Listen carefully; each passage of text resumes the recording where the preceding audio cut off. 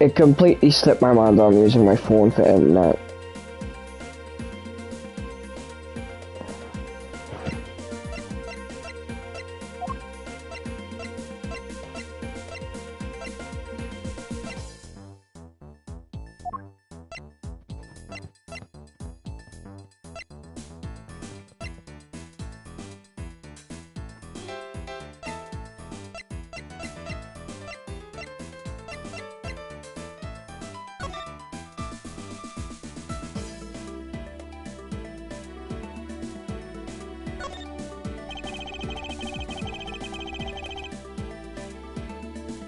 Each prosecutor's badge is engraved with the number of its owner on the back. Numbers, as if we're not human on the inside like everyone else.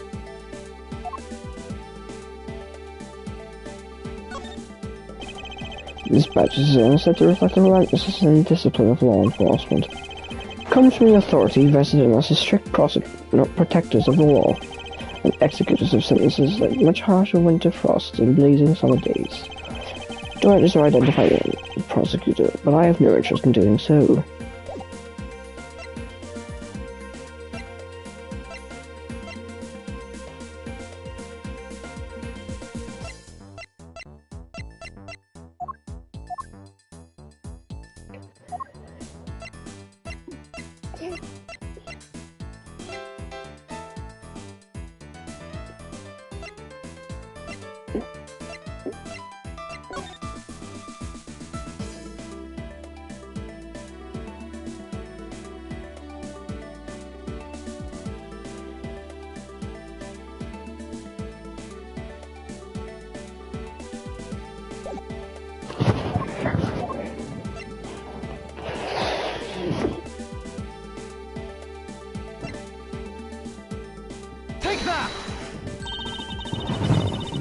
You refueled in the Republic of Zangfa? Oh my fucking god! Why'd that take me so long to fucking figure? Right, I'm telling you, it was that fucking stupid. It was that fucking Miss Mail's testimony, man.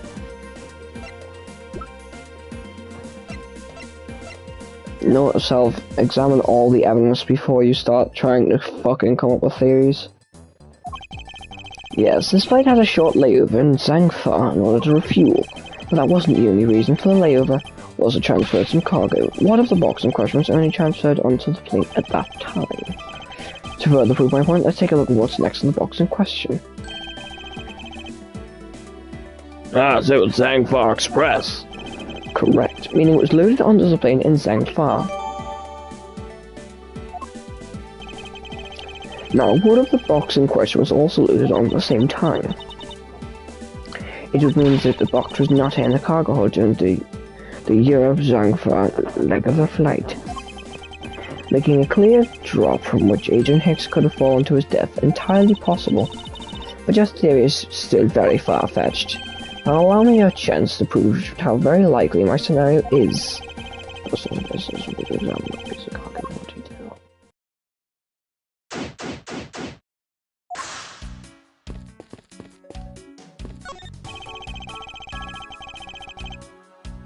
Into pretty neat ruse.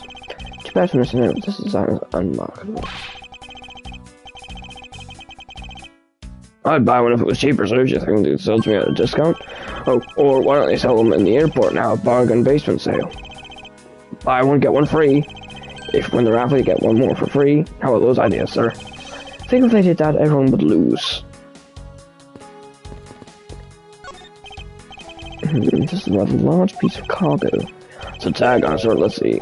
Hell of Red Statue. Never heard of it. Nor I. All I care about is if we can prove it wasn't here at the time of the crime. Let's get investigating, sir.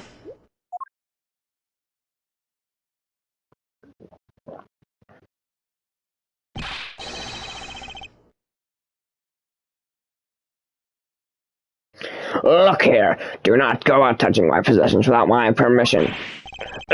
Don't rush up on me like that, pal.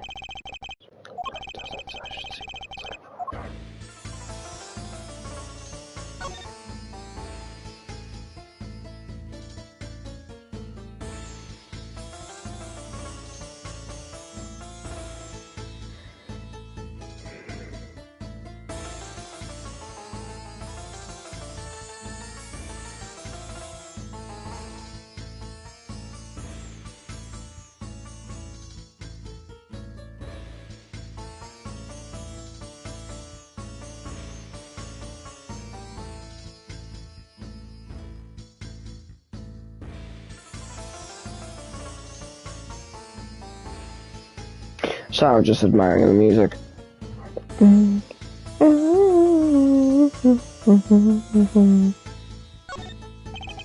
I take it that this large piece of cargo belongs to you, Mr. LeBlanc. Of course it's mine. I shipped this fine piece of art from Europe. This olive rush statue's worth 10 million cents. No, maybe much, much more. Mr. LeBlanc treated me choosing this princess. Much cargo. 10 million cents? I suggest you start trying to calculate how many packets of noodles that makes, Detective. Darn, how'd you do that? I feel like you keep getting better and better at seeing right through me each and every year.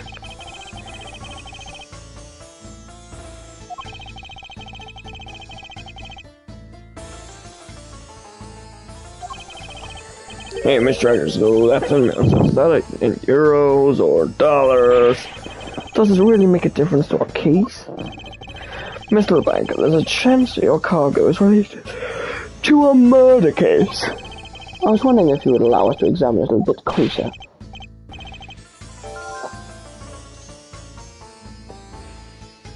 It is a very valuable piece of art, so no, there will be no touching.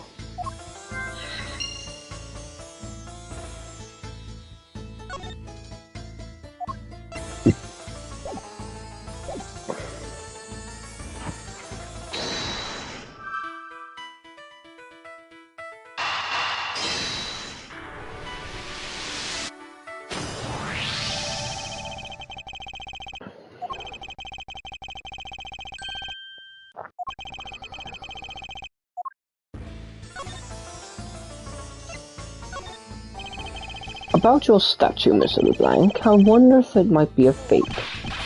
What? How dare you say my art is fake? I suspect your statue might be the target of an international smuggling ring. Don't say such fantastical things. Those thieves would not dare. I have the certification of my cargo right here. Do you mean this is a cargo certification document? Mr. Sinclair Blank. Why didn't you say so earlier? Please show it to us at once. I can't read this. What does it say?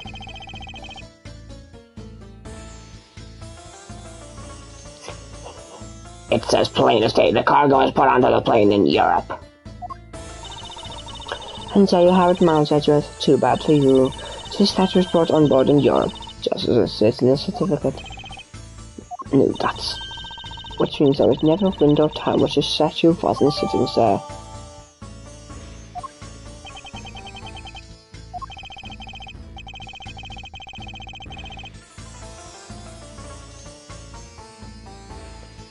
I respectfully disagree. We can't discount the theory until I see the statue for myself. There you have your wish. Look at it and see yourself that I am right. This, I know I've seen this one before. This is the olive red. There's such a feeling of art, I can practically smell it. The statue has a high amount of historic value. After it was unveiled at the museum in Europe, I brought it to this country to exhibit it.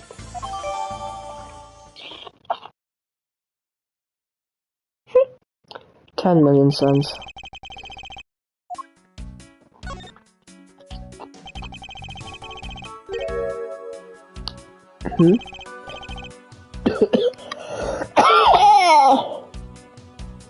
What is it, Mr. Edgeworth? Did you find something? Something wrong with this picture. We should examine it in more detail.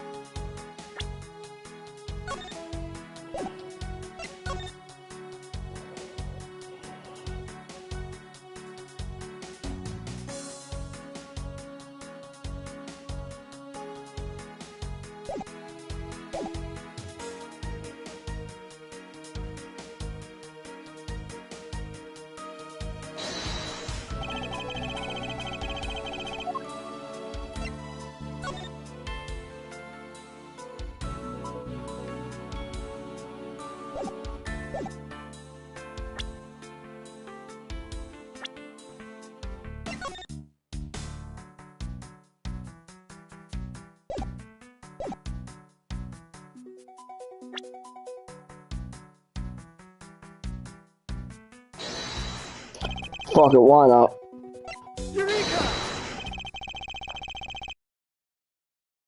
These eyes are awfully orange, don't you think? Yeah, pretty. They remind me of sunsets when I was in grade school, sir. I don't think you see what I'm talking about. No, I do. It's really like the color the sun was setting, sir.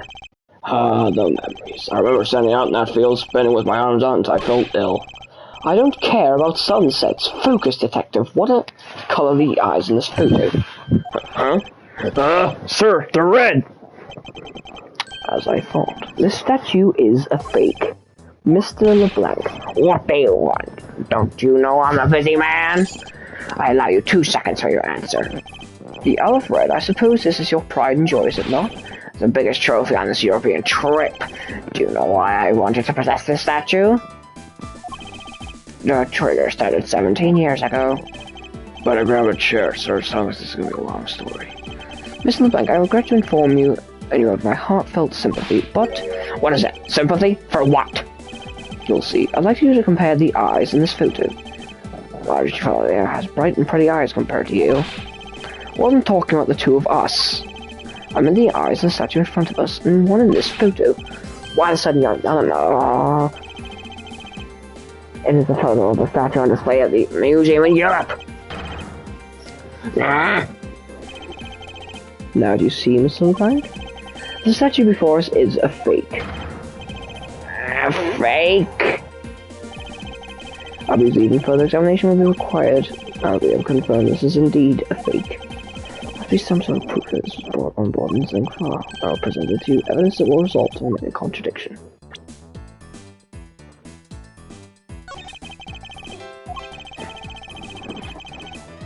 Lord Dillon looking too happy about it, sir. We'll get to the bottom, just for his sake as well as mine.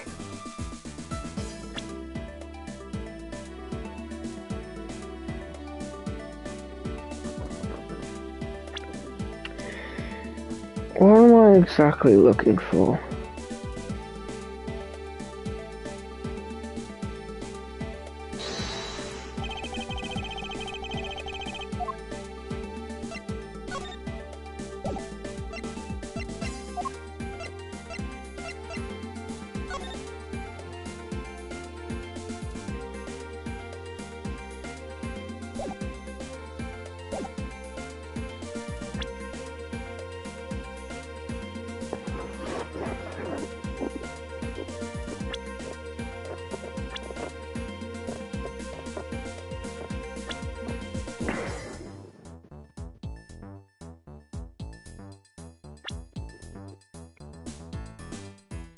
One could say this was brought in Zangfar.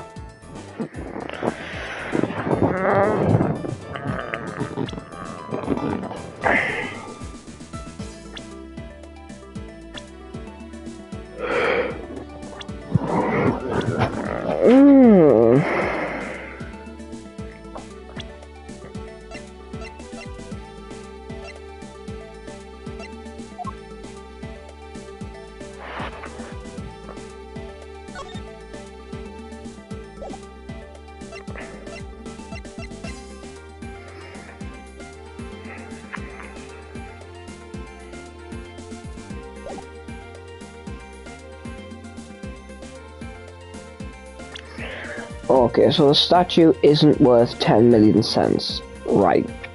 Got it. Okay, I've got a hunch. Any old spot.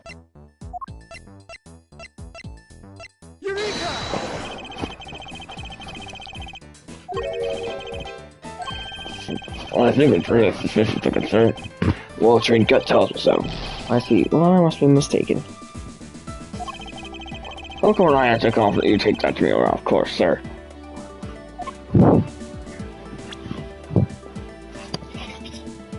My hunch was incorrect.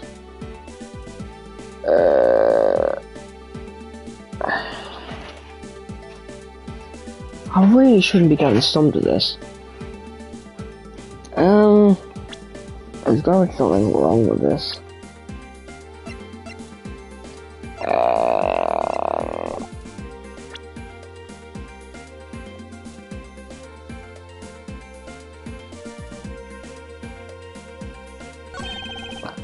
What's this? Oh! Oh! It was that easy. Statue looks like there's stuffing all over its neighbor's cloth cover. Kind of resembles someone's attitude in a sense. You, what did you just say now? Further, my clothing time is not being stepped on by anyone, and it's too expensive for me to allow that to happen. Please forgive the trespasses of my subordinate. Why should I forgive the trespasses? Unless it is an expensive dress, you keep it.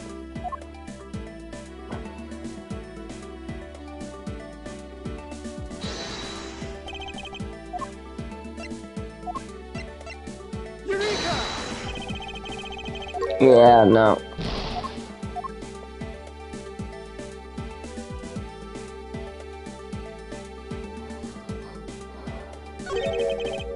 What have we here? A zinc fox pressed on the cloth. It's a zinc fox pressed on the cloth, sir. So that's tugging in the corner of my mind. There's something wrong with this.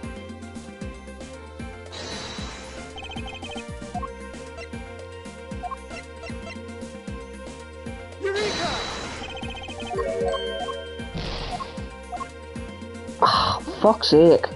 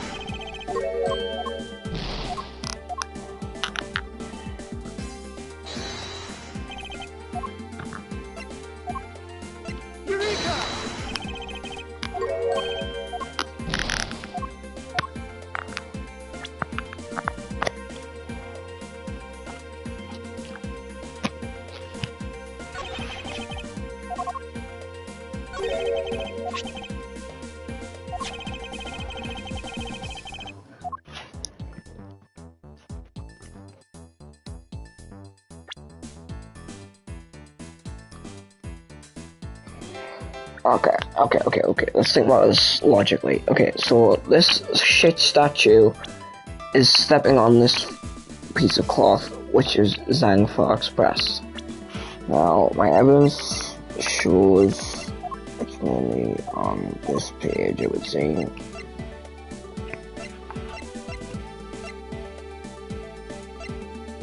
I was lowered on board during a refueling between 4 and 5 at the transport.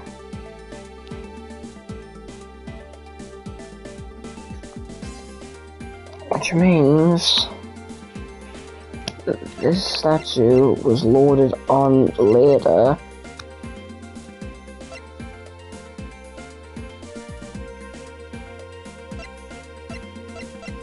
Which means that should have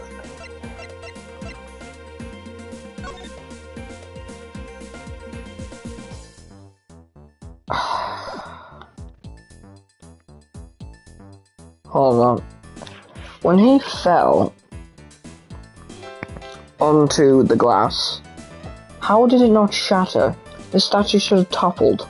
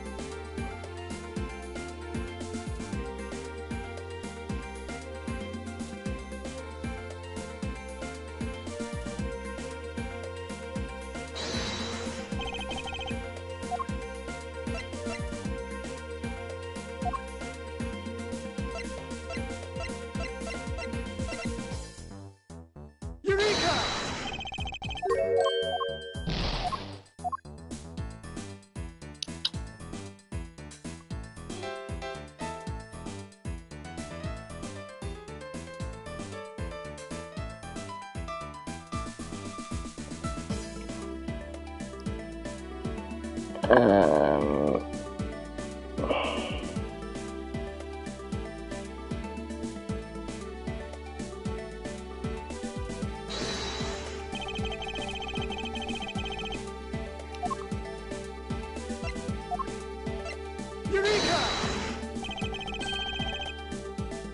Did I not do that already? There is a clear contradiction here. What are you going on about? It's just a simple case of cargo cover getting stuck under another piece of cargo. That's not possible. But it is. It shouldn't be this way, but the statue is on top of the cloth, supposing that the neighboring piece of cargo is brought on board in Zenfar. There's no way that any part of it should wind up under something from Europe, which means that this fake statue was smuggled on board in Zenfar. But Zenfar got the cargo certificate. Let me ask in return, what about Agent Hicks? Why did he come down here in the middle of the fight? There's only one reason why, to secure proof of smuggling. So you say, but I don't believe that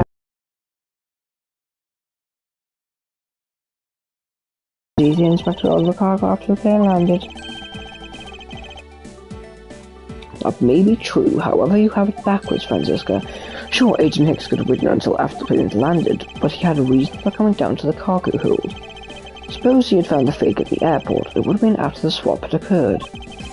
At that time, the suspicion would naturally fall onto the statue's owner, who would have no way to prove the statue was switched without his knowledge.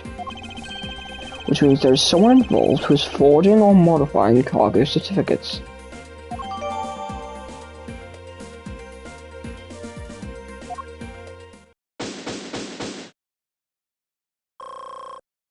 I'm fucking had a massive brain fart there. It's the victim of the real version. This was gonna get nabbed, huh? While this photo could be seen as nothing more than a simple souvenir, it was in fact taken to be used as a reference document later on. Next, Agent Hicks had to secure proof that the smuggling had taken place. He came down here to take a picture of the cargo hold, a rather empty one at that, right before the fake statue could be loaded on board.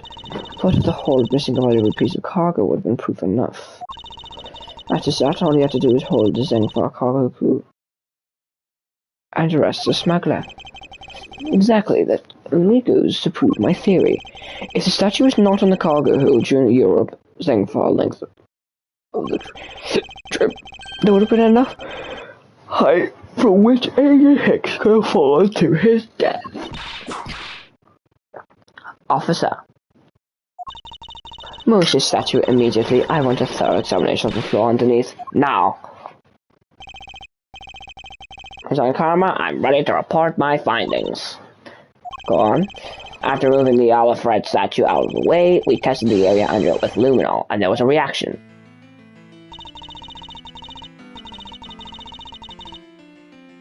Ugh. Emma Skies at you.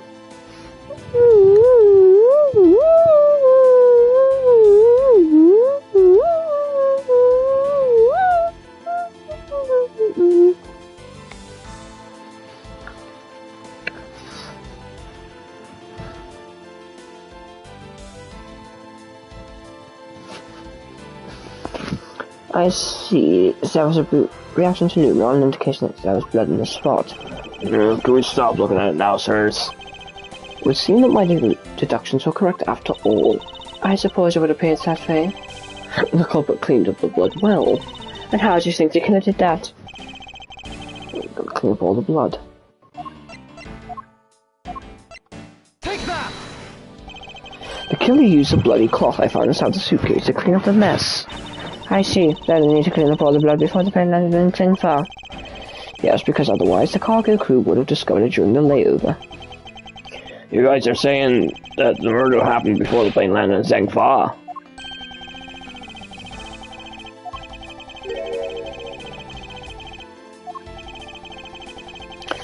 This becomes highly suspect.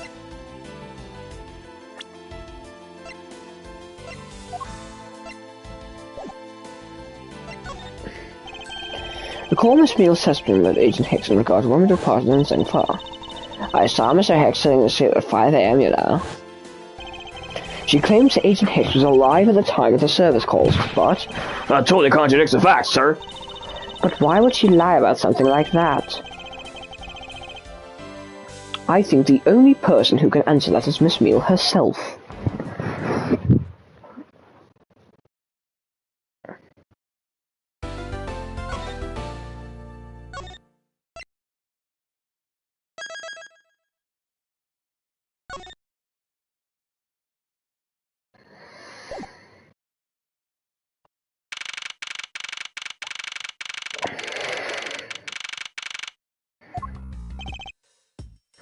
Miss Meal.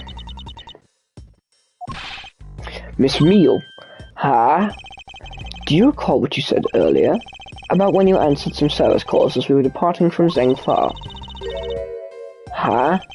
You said that Mr. Hicks was sitting in the seat at that time.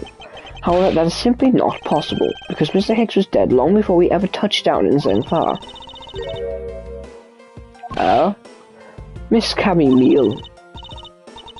Maybe I didn't see what I thought I did.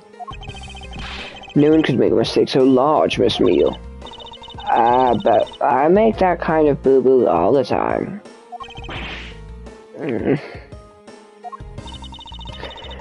This is going nowhere, so there must be a better way to solve this contradiction. Very well. Miss Meal, if you please, tell me about your alibi during the time span, from just before we were about to land at 3 AM and 6 AM when the body was found. Are you telling me I'm a suspect, Mr. Edgeworth?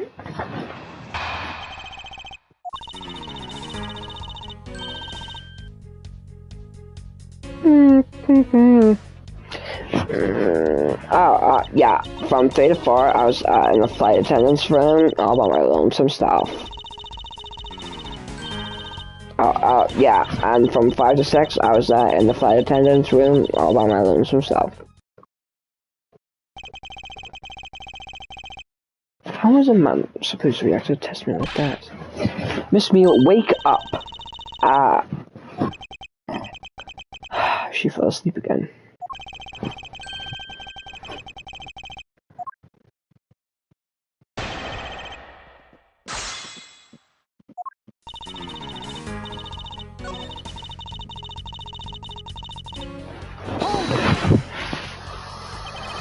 If I remember correctly, food was being served in first class in the lounge between the hours of 3 and 4 AM. Yeah, but that kind of stuff's from about Miss Rhoda. What were you doing in the attendance room at that time? Eating and having a most delicious dream. You mean you were neglecting your duties? No way, sleeping part of our job too, you know.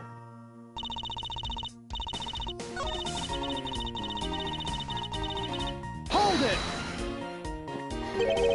So you were alone the entire time, were you? Yeah, no one else even popped their head in to say hi.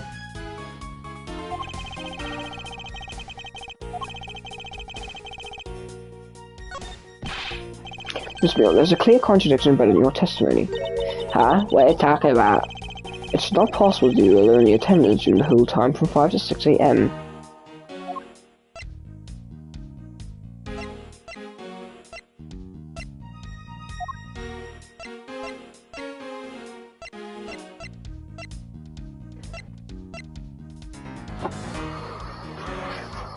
Ow. Dun, dun, dun. Oh god, my arm fucking kills. Owie.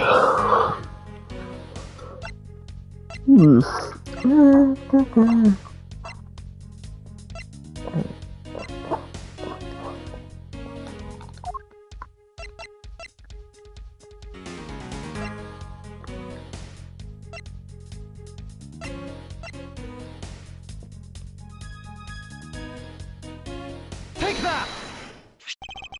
I wonder if you would be so kind as to take a look at this receipt, Miss Meal. Ah, receipt? For what? It's for the suitcase Mr. Nero brought. Now, if I may direct your attention to the timestamp, as you can see, it clearly says 5:40 AM. Mr. Nero? Yes? How? Why is the color here? I thought you'd have locked up by now.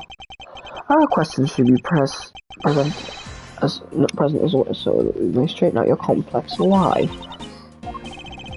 Now, Mr. Nero, between the hours of 5 and 6 AM, you took a trip from first class down to the first floor in-flight shop, correct? Yes, I went to the shop to buy a suitcase, after which I went straight to the attendant's room to drop it off. And did you see Miss Meal there at that time? No. So, Miss Meal, where were you really between the hours of 5 and 6 a.m.?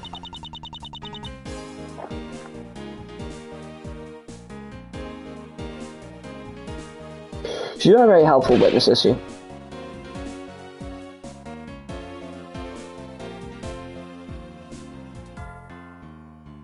Hold on. Is this a remix of... Yeah, it is.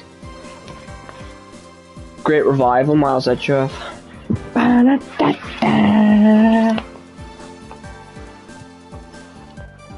like the soundtrack.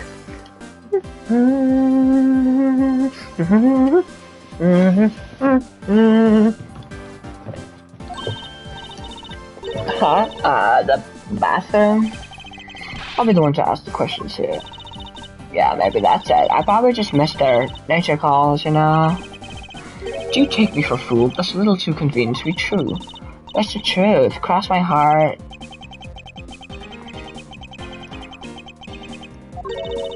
You don't believe me, do you? But please, won't you give me a chance and hear me out?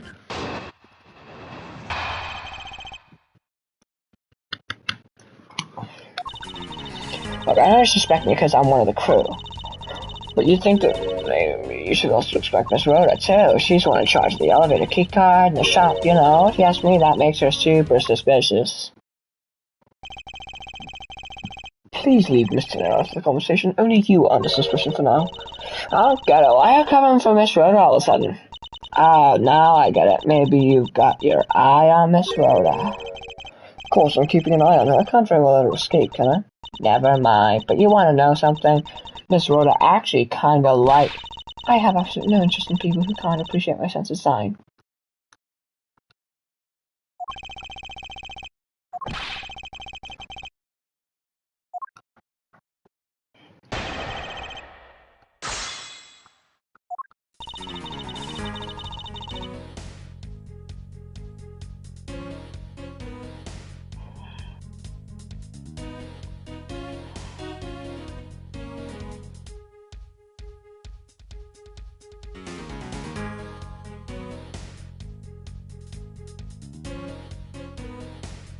Hold it! No, it's not the only reason I suspect me. I'll start this regarding Mr. Oh my god.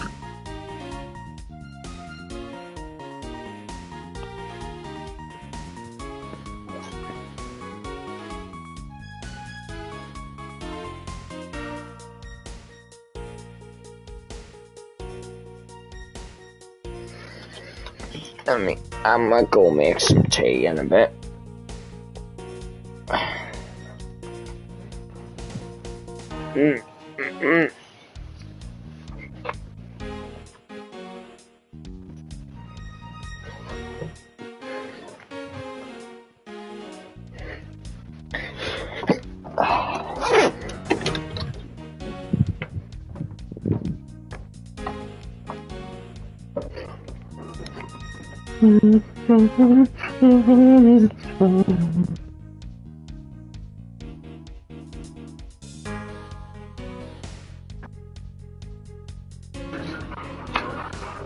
I've been awake since 12, so it's fine. I've been up since 12, buddy.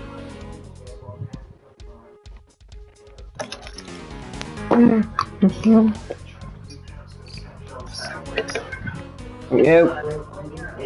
I'm gonna go make myself some soup for a time here.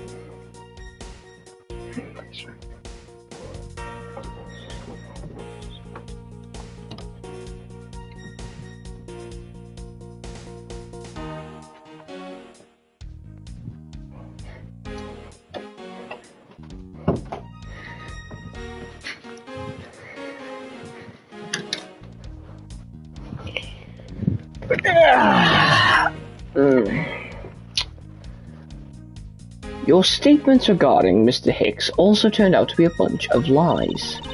Ah, but say, I wasn't an attendant. You wouldn't suspect me then, would you? I suppose that's true enough. Hold it! She's already been detained for further questioning, or have you already forgotten? Ah, I guess I just forgot. Cammy, don't tell me you suspect me too.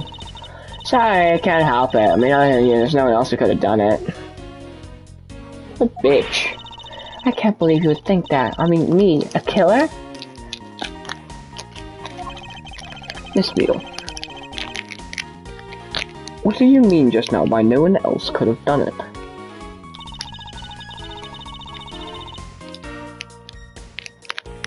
Hold it! And what are you in charge of, Miss Meal? I take care of the attendant's room. That doesn't count. Oh, there's just so much time there. Might as well be my responsibility.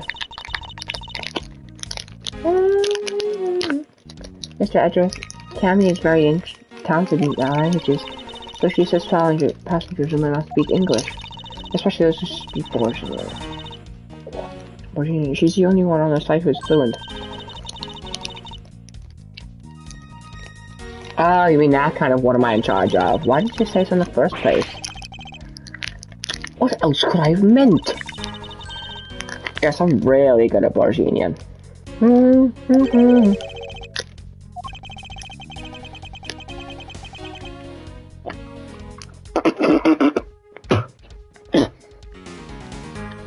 And I suppose you're in charge of processing documents in Borsian. Yeah, I take care of anything that has to do with Borsian.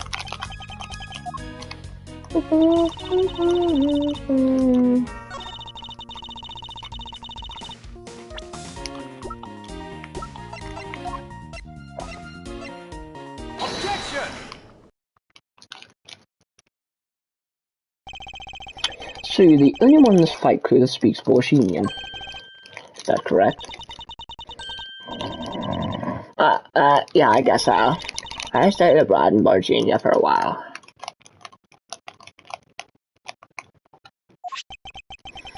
If that's the case, then the signature on this document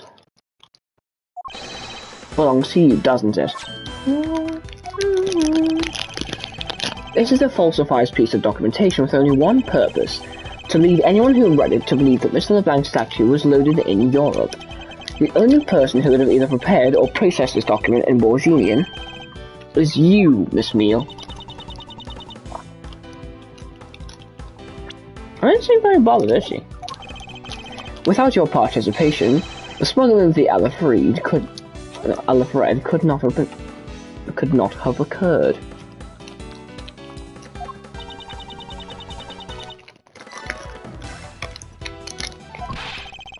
Don't sleep while I'm pointing my finger at you.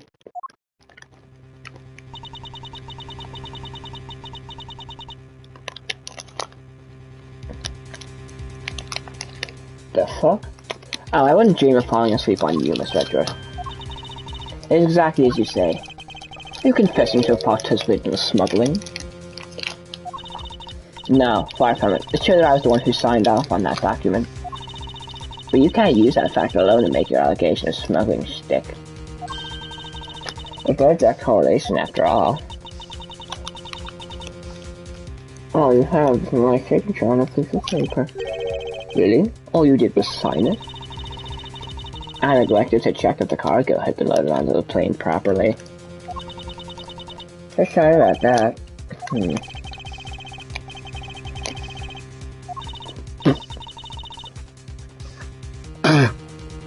Suppose, this is just supposition, even if I was involved in the smuggling, you can't throw the charge of murder on me just like that. Objection!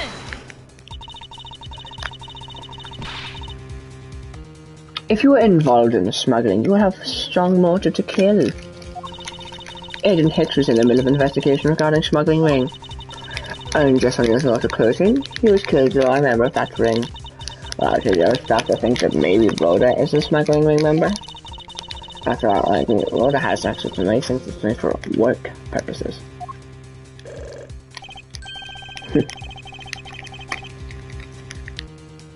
So perhaps there's some element of setup at play in the case. What are you talking about? Don't worry, I wasn't talking about you. I meant the killer. First it was myself, and now it's Mr. Nero who's under the microscope. Seems to me that our killers go to great lengths to pin this crime on anyone they can.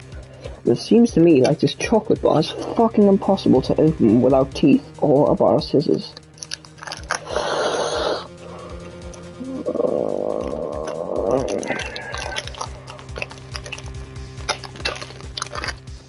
There we are.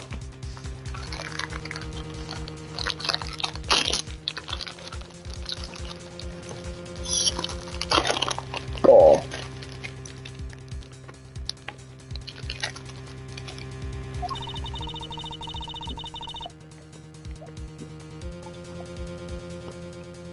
You have no love and sharp words, she hasn't. I wish she wasn't the intended target from the very beginning.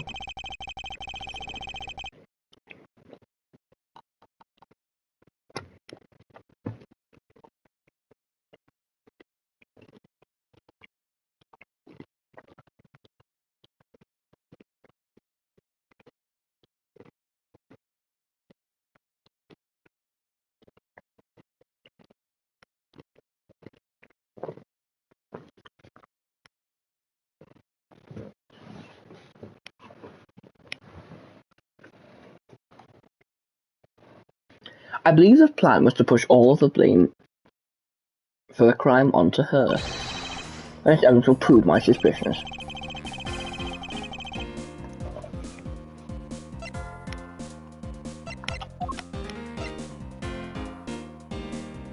Take that!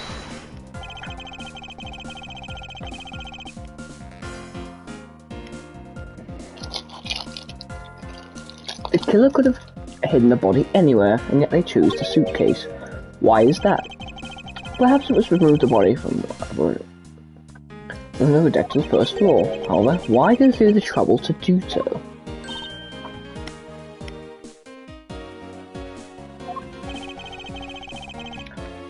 The only way all these actions can make sense is if the killer had wanted to frame Mr. Nero for the murder. Mr. Nero buys a suitcase on every flight he works without fail. But should her suitcase be switched with the ones containing the victim's body, that would put her in a very tight spot. Fortunately for the killer, someone put an end to that plan.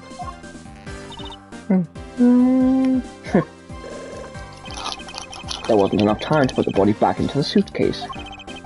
Ergo, they made do with whoever was at hand adapted their plan, then tried to frame me as I lay unconscious on the floor from the turbulence. The killer then went to hide the suitcase from the inside shop, and brought the pre-manufactured evidence in order to fabricate a false weapon. Not a work for fruitless endeavor, wouldn't you agree?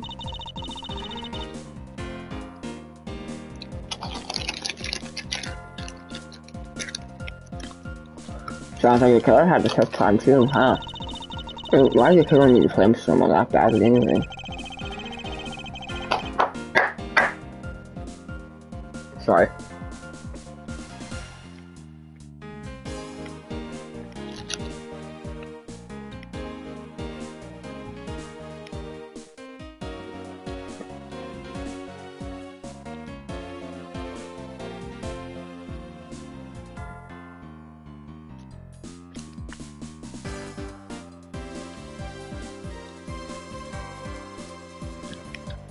That's because of the special circumstances on this particular case.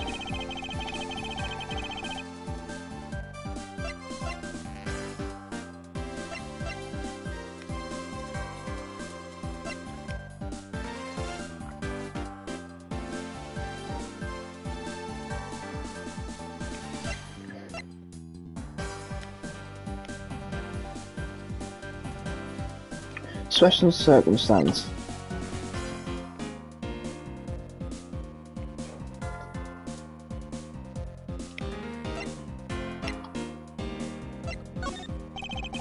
The murder took place before the movie was scheduled to go on.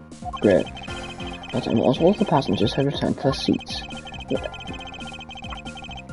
Therefore, the killer had to choose someone who was not their seat to frame. Isn't that an explanation of how the killer chose who and not why they had to? Well, I thought it best to start from there. Let's talk about completely unrelated matters. Do you mind if I take a nap? Well, I'm just getting to the meat of my argument.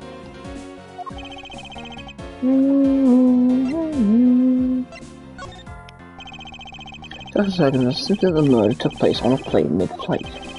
No matter which country, customs is quite strict in this day and age, so no matter what you do, the chances that the body will be found is very high. Therefore, there was no choice but to frame either Mr. Nero or myself. In other words, the only one who fits within the boundaries of the criminal's movements is not Mr. Nero or myself, but you, Miss Camille. Only you and you alone could be the killer. And I was about to fall asleep again. Anyway, let's be honest here. Don't have anything on me other than a whole lot of circumstantial evidence.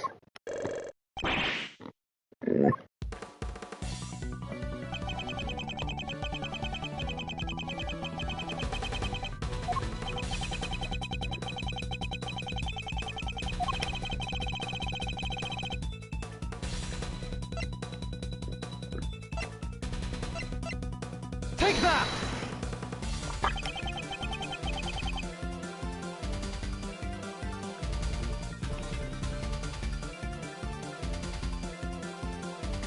What are we in, casino?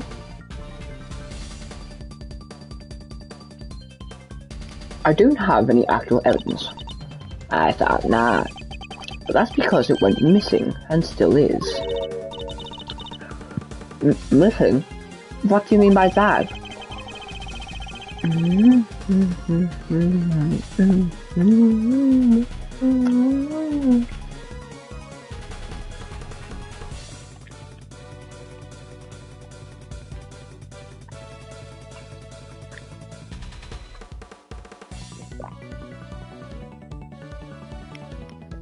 In the complex puzzle that is this case, there's one piece I kept getting stuck on. And that is the victim's cell phone. Francisca, you were waiting in the airport for a phone call from Agent Hicks' cell phone. Or at least that's what you told me. Is that right?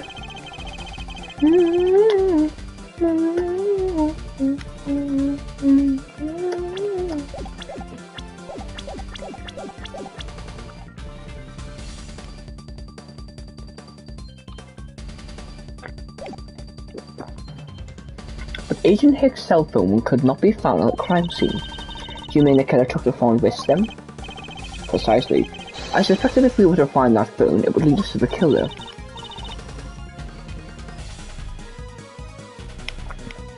Come on, get serious.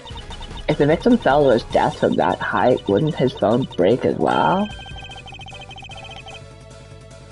We won't know that until we try a little experiment, will we? Francisca, I'd like to ask for your assistance. You know the victim's phone number, do you not? Of course I do.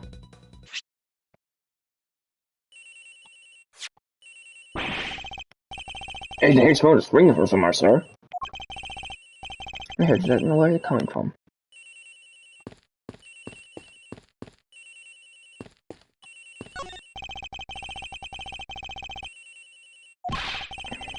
I heard the flight attendant from, sir.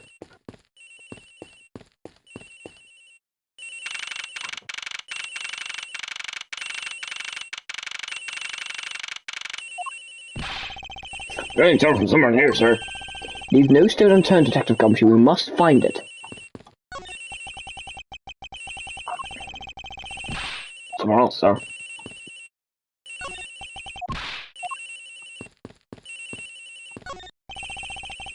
Getting tone from here, sir.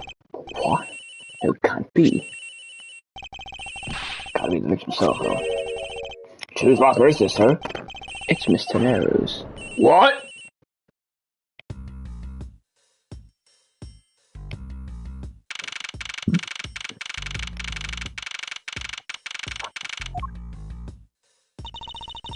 Flemish, I just had a go.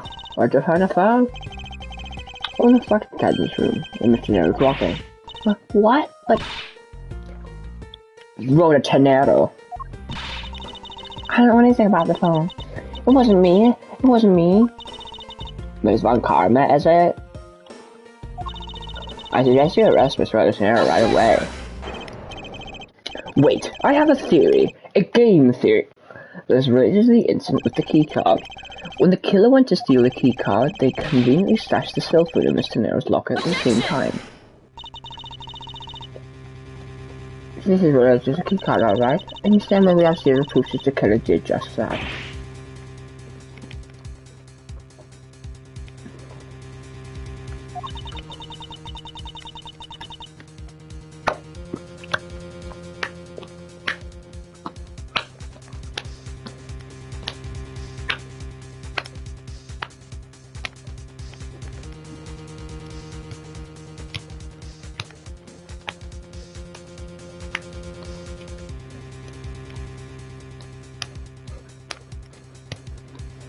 The only voice that sings the truth is evidence.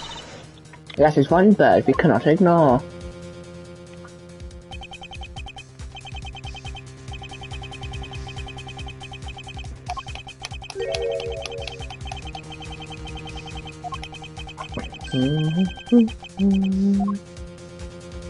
Hold it! What now, Miles Edgeworth? It's not over yet. We've yet to figure out why the killer took the phone. What? Inside this phone lies the final piece of incriminating evidence that will point us to our killer.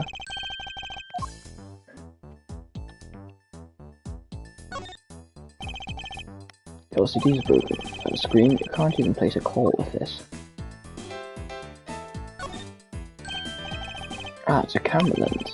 Come to think of it, I wonder, how exactly was Agent Hicks planning to preserve the crime scene of smuggling? Francisca, I need you to confirm something. This cell phone, can it take pictures? Mr. Jacob, you don't know about this kind of basic stuff, sir. Looks like a very similar model to my own. A man can take photos just fine. Do you think Agent Hicks could have taken some pictures with this, and taken pictures as evidence for his smuggling case? If so, I'd say there may be some very inconvenient photos in it for a killer smuggler. The phone's all busted up, sir. Even a super prosecutor can't repair a broken phone. May I go back to sleep now? Objection! Yes, these screens on the inside and out are broken, that's for sure. But that's also a reason enough to believe that the killer wasn't able to erase the data. What? What do you mean by that, Francisca? It looks like our killer isn't very familiar with electronics. This phone still rang when I called it, meaning that the only LCD screens are broken. It's possible that the photos are still there inside, waiting to be accessed. All I need to do is transfer the data to my phone. Francisca, your phone, if you please. Very well. It's transferring. Alright, displaying it now.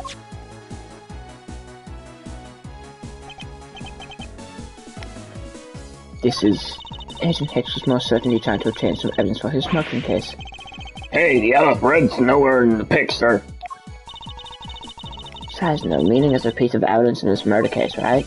No, she's right. There's not much you can find from this about Agent Hicks' killer, sir.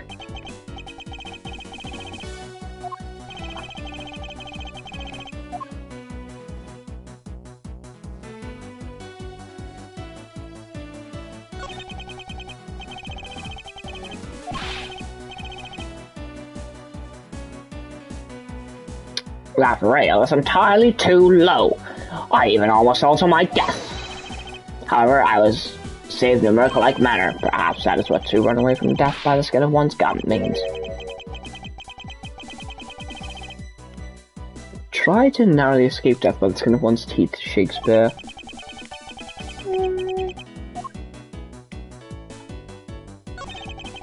Like all the suitcases here, this really is odd. Agent Hicks was alive this time. So exactly so odd about the suitcases haven't been used yet being there. I was only pointing out that things are different between now and then. No off-topic rounds have put this attendant to sleep yet again, Miles Edgeworth.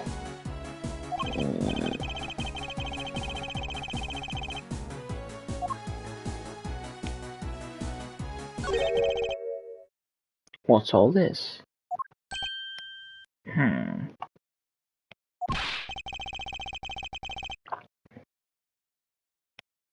Oh, They are cargo ship from Virginia to Zengfa. So using the alt here now is the bank. Can you tell me about the contents of the boxes? Unfortunately, there's no English written on them anywhere. And when it comes to boxes written in Virginia, it says it is cloth in English. Cloth. But what? What is that, scary face? Ms. Meal. Yes? The reason Agent Hicks was no ordinary investigator. He left us with a piece of evidence after all. A striking piece that will point out who is killer. Dun dun dun! Dun dun dun! Dun dun dun!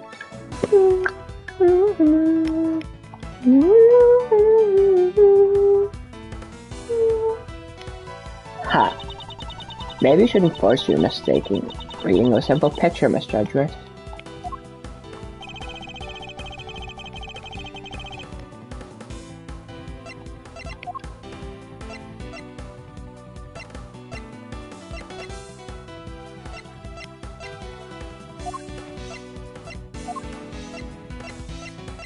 Take that!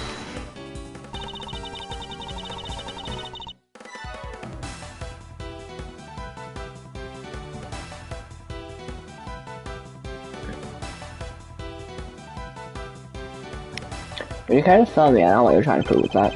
It's quite simple. It shows that I will be representing my evidence. I'm not laughing. What makes you laughing matter?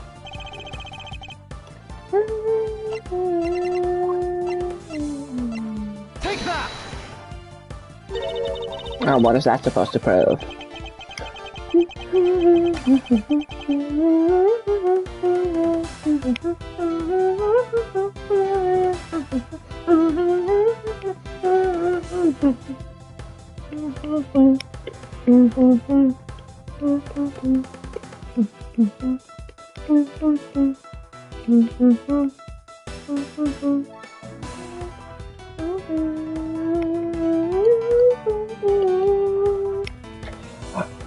Bobby, the killer had used this piece of cloth to wipe out the blood they had spilt. There's one thing that bothered me this whole time. Where did it come from? And I finally found my answer in this very photo. The cargoes and loadings in Far had cloth written on it. In Borginian, that is. This is where the killer grabbed a piece to clean up the blood with. That's right. The killer was someone who could read and understand Borginian.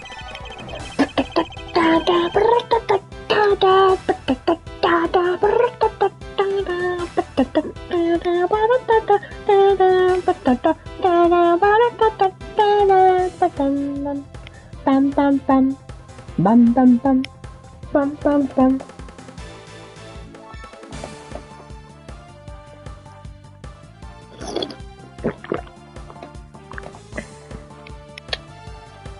And the only crew member that fits that description is you, Miss Camille.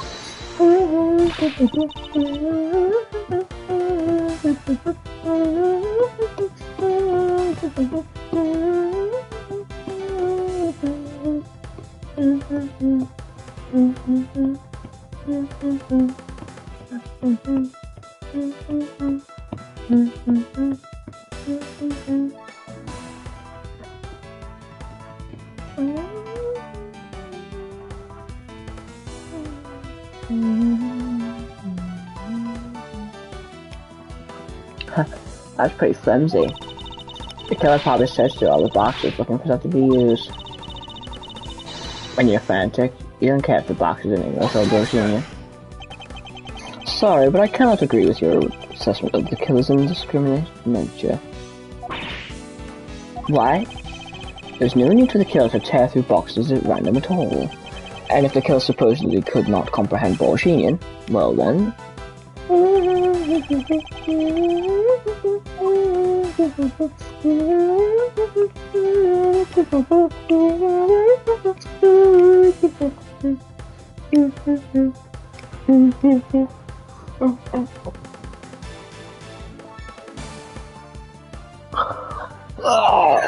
Take that! Hey, there's bed sheets in English right on the box, sir. Precisely. A veggie to be perfect for cleaning up blood. What did you say?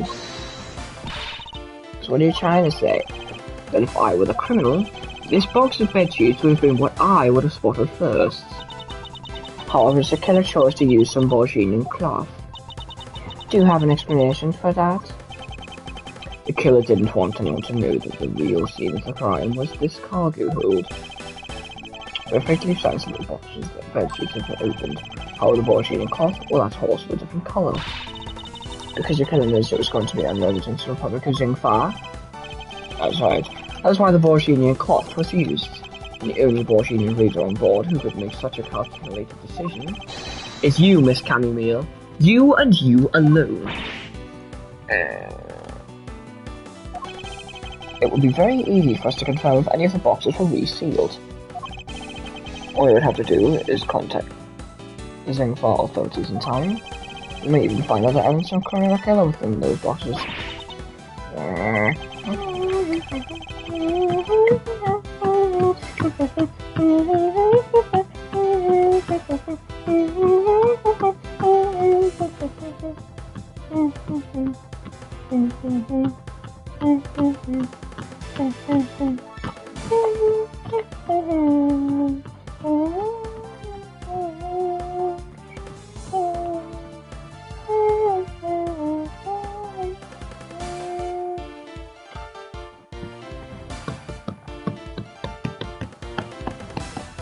Oh god, I fucking love this soundtrack. I would say it beats the first game, Trials and Tribulations. Not really. Does beat Justice for All though.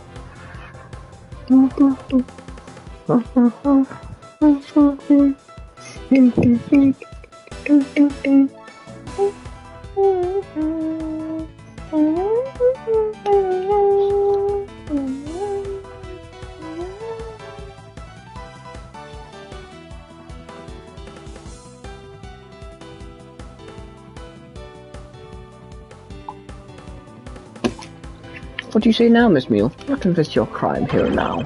Or would you rather wait and see what we find out from investigation in Zingfar?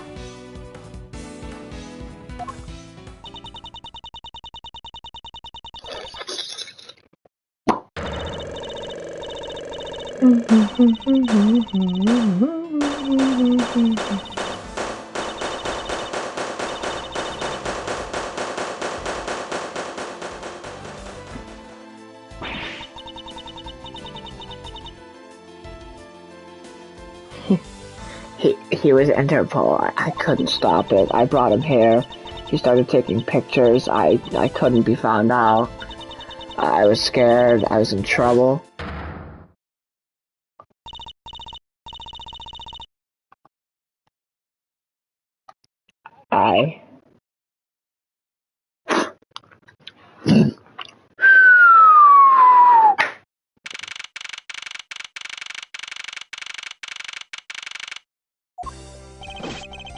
We've finished making all the arrangements to take the suspect in, sir. Very good, Detective. What about the smuggling route? Did you say anything about that? They're not taking her down the precinct now. Hopefully we can get her... Oh, they're taking her down the precinct now. Hopefully we can get more out of her there. Right when we approached the top, she started foaming at the mouth. It was scary, sir.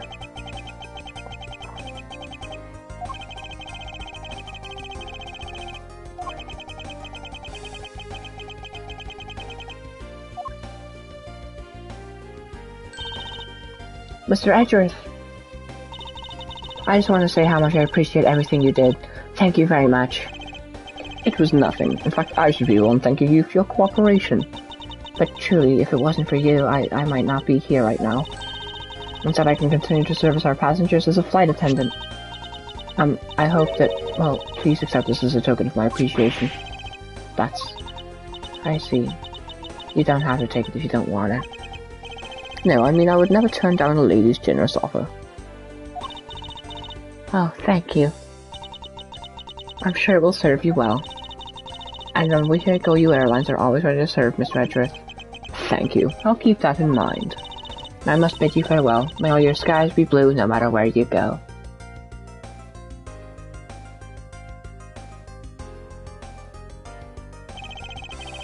can't believe we wound up investigating the whole day, sir. But boy, it was fun.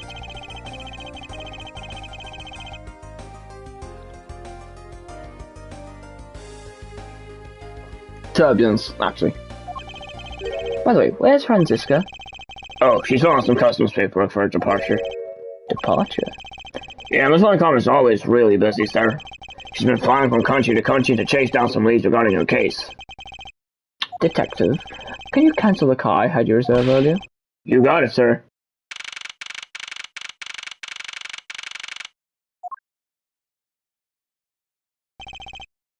Franziska. I suppose I told you when you first landed I have no time for idle chatter. I have no intention of wasting your time, however it has been a while since we last met.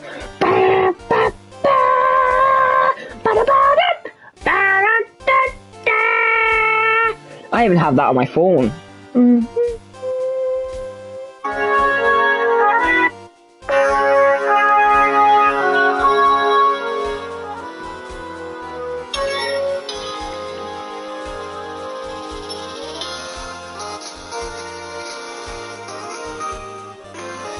Seeing I have a charge and tribulation thing.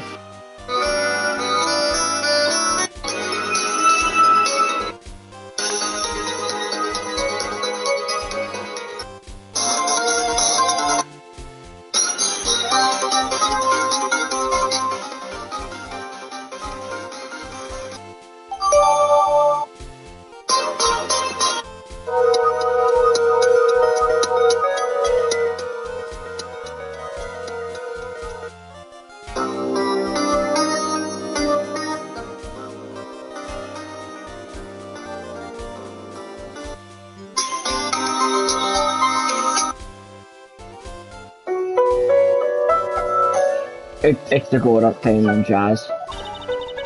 I also have no time for such familiar reminiscence. Just who do you think I am? Your Franziska von Palmer, a very proud prosecutor deserving of much respect. I don't know a lot about it, but the rest is much he is always losing to you.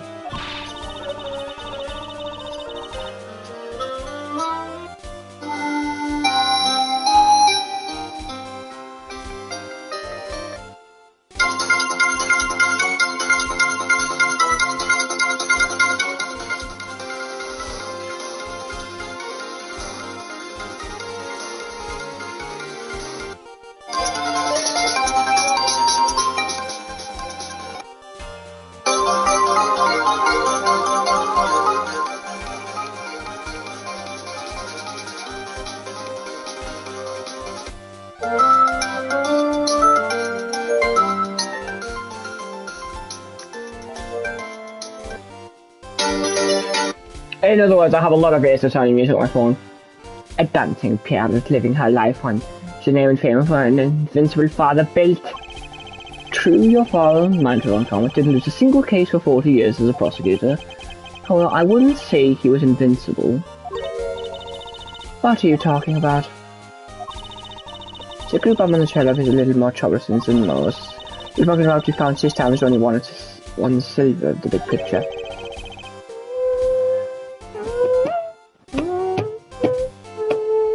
Sounds like a dangerous assignment. You really don't have to worry, I can take care of myself. Yes, I suppose you can. Plus, there's another agent on this case with me. Oh, another agent? He's a star among the Interpol agents. He has the highest successful arrest rate. Who knows, we may even run into him one day. I was simply caught up in this one case. Hardly see why we would cross paths. I suppose, but I doubt he would say the same. I'm not following. You'll understand soon enough. The fight has only just begun, Miles Edgeworth. I'll be back in this country soon enough, and when I am, you can be sure I'll pay you back in full.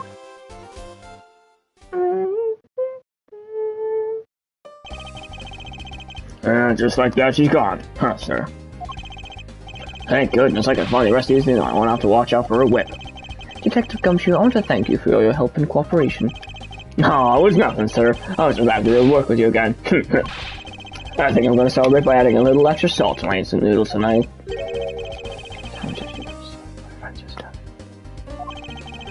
Detective, I was wondering if you might give me a ride down to the prosecutor's office.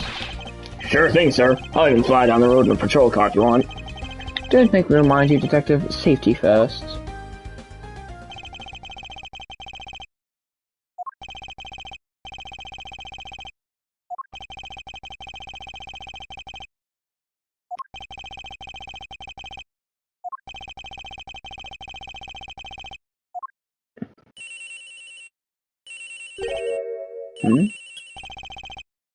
Edgeworth speaking.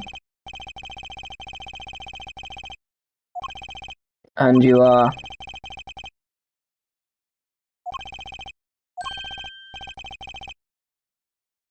Mr.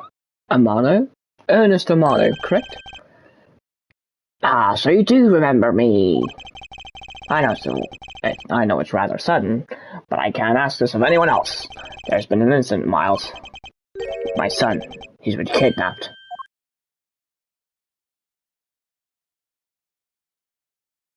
No! Turnabout Airlines.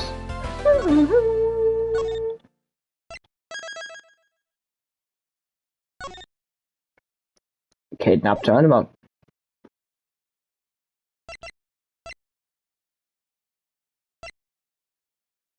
Gumshoe. K in a head.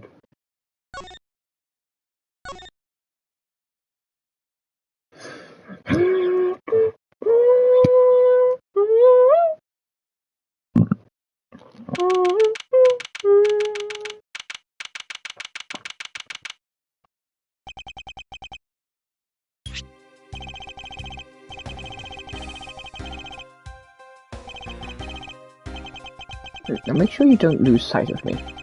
I'm counting on you for backup. You can count on me, sir. I have to go. The kidnapper is supposed to contact me soon.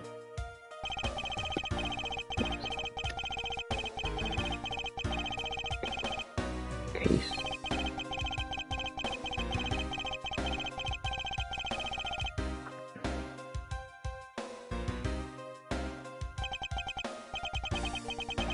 Check that money is all there, safe inside this suitcase. And the kidnapper.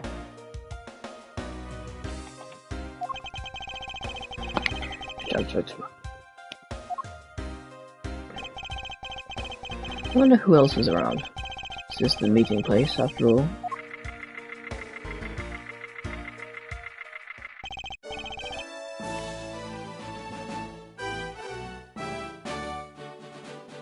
What's the fucking Blue Badger?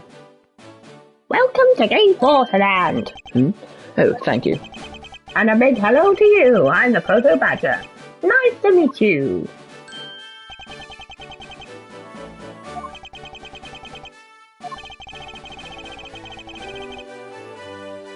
Excuse me, but will you perhaps take a Picture of you? Sorry, but I'm not interested.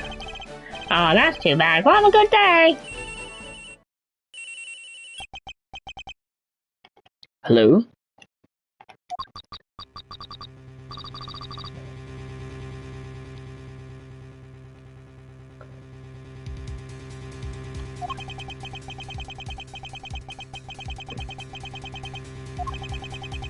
His representative, Miles Edgeworth.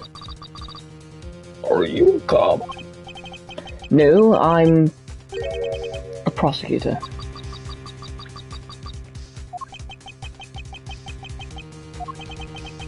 I know what you're wondering, and yes, I have brought the ransom money with me. I see. In that case, bring the money with you to the stadium.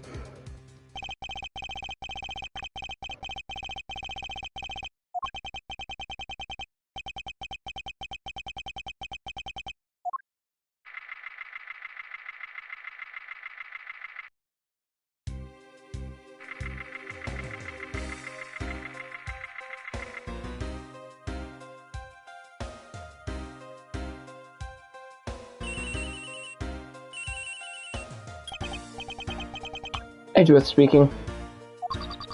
Next, come to the haunted house. And just how long do you intend to have me wander around for? That's for me to decide. You don't have much of a choice here, my friend. I suppose not.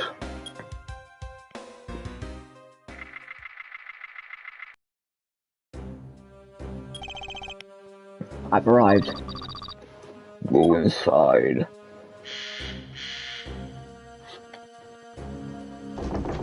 Spooky!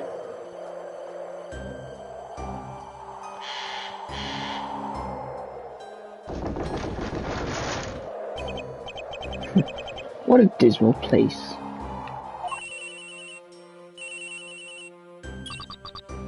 That's it. Go through those doors. Am I being watched from somewhere? I don't think Gumshoe can save you here, pal. Leave the money and go. Now. That was a Psych-Lock sound effect.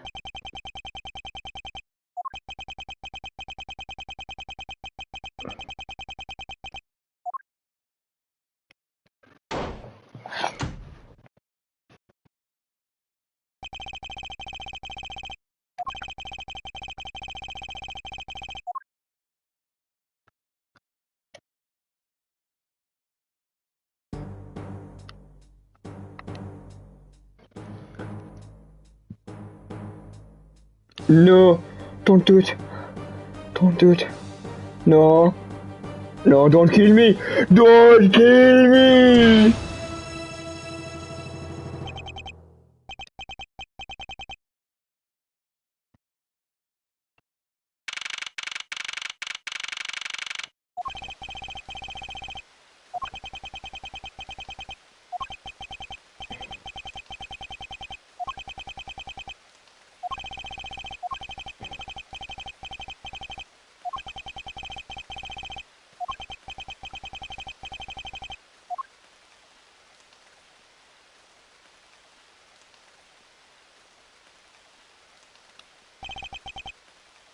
Where am I?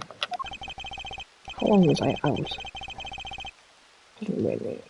Like it is now when I made the drop off. This was supposed to be a simple affair.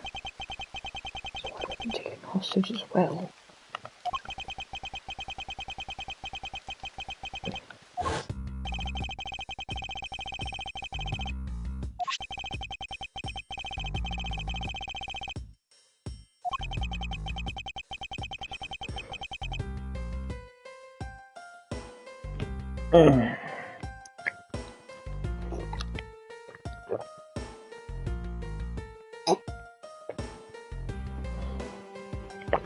But aside from that, I also owe him a great debt of gratitude.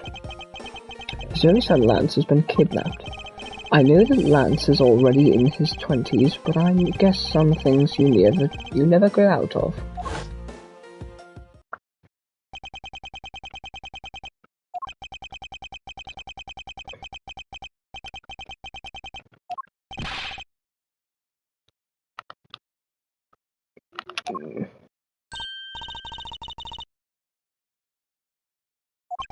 Are you making a funny sound? Who's that? How dare you laugh at a gentleman's plight?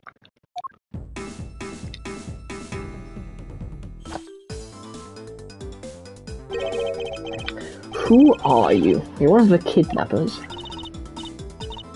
A kidnapper? Me? No way. I'm not into such petty crimes. Nope. I'm after something much, much bigger. Edgeworth gets tired of all I would say.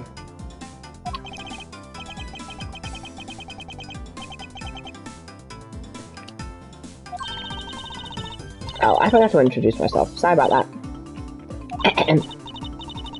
Even in the depth of night, when no other bird dares to take flight, one alone soars to shine the light of righteousness on the world's blight, and that one is me, for I am the great thief, Yadagarasu. Great thief?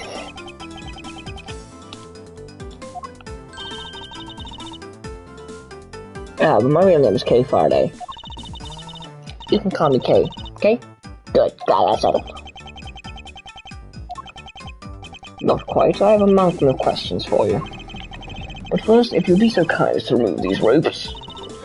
I wonder, should I remove them? I was actually having a lot of fun watching you make those silly faces. Hey, there's no need to get all mad and icy glary on me, you know?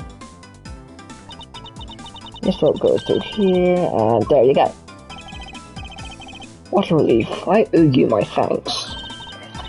It's okay. You can pay me back in full later.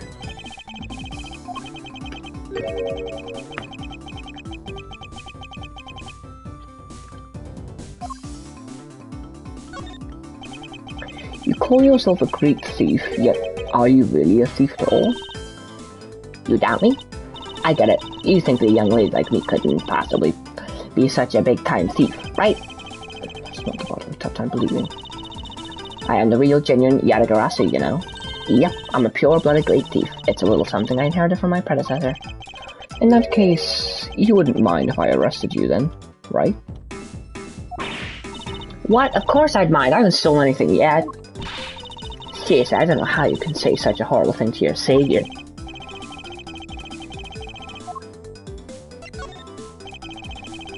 When you say you're Yatagarasu, do you mean you are the Yatagarasu? Yep. The most righteous of the righteous. The legendary great thief. But I heard of the title only recently, so I haven't had a chance to steal anything yet. It's the second Yatagarasu. Well, the killer did it. It was the third in line. But don't worry, I've got some big plans in the works. Big plans, huh? They wouldn't happen to lead to a big arrest, would they? I knew it. There's just no reasoning with a prosecutor. I'm not the problem here. I'll have you know that the Yatagarasu has no interest in suing petty trinkets. There's one thing and one thing only I want to steal. That's gonna have to wait until we find our way out of here. Well, at least there's one thing we agree on. I'm sure I'll have plenty of time later to learn about you. You never tell me what your name is, Mr. Prosecutor. How did you know I'm a prosecutor? I guess not. I'm Miles Edgeworth. Aha! Now I remember.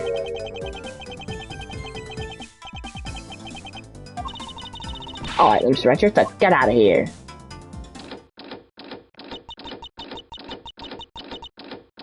It would seem that we are locked in from the other side. What? No way, I didn't hear you. La la la. Kate, you do remember where you came in from, right? Looks like that might be our only way out of this room. Whoops, slight miscalculation. That's a good height to make an entrance from, but I can't jump that high to make an exit. I suppose you have no choice but to look around and see if we can't find another way out.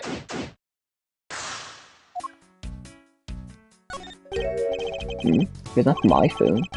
To make through the audio intact. Let's wait for us to contact someone on the outside. But we do have a way right here. There's a telephone here this whole time? If I'm right, Detective Gumshoe should have contacted the precinct for backup by now. Mr. Roger, sir, you okay? I'm so worried, sir. I'm fine. I was knocked unconscious for a spell by the kidnapper, that's all. I'm sorry, sir. I'm such a failure. Pulling ahead and lost sight of you. Detective, we don't have time for this. Have the police set up a perimeter right now? You don't have to worry about that, sir. I already got the boys working on that. But in doing that, I stored a, What's wrong, Detective?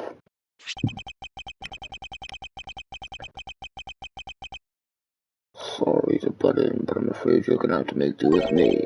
Who is this? Shilong Lang of Interpol. A pleasure to speak with you, Mr. Edgeworth. I've heard such a great deal about you. So why exactly is an Interpol agent like yourself involved in a domestic kidnapping case? Don't sweat the details. A crime's a crime, whether it's on local or global scale. Besides, you're the one who's in a world of trouble. And why would you say that? Zenli says the pack that runs together stays together. You catch my drift. You caused quite a ruckus by running blind into a situation and getting caught.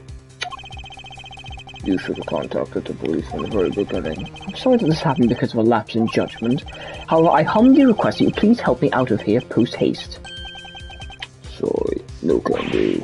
What?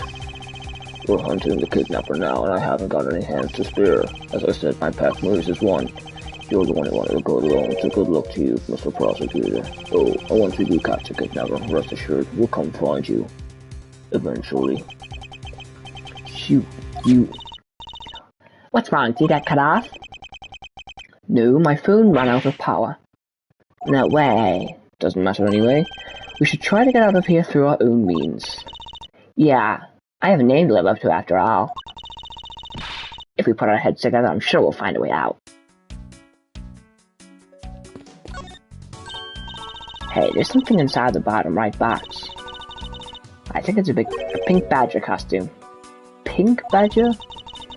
You don't keep up with what's going on in the world, do you? In that case, you better study up on the whole badger clan with this.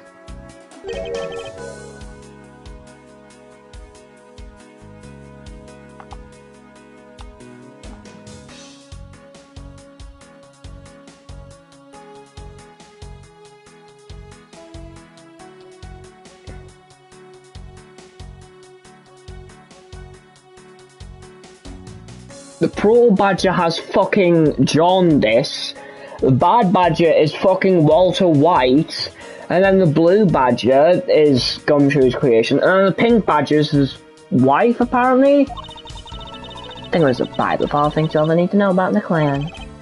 Whatever, I suppose I can keep it as a reference guide or something.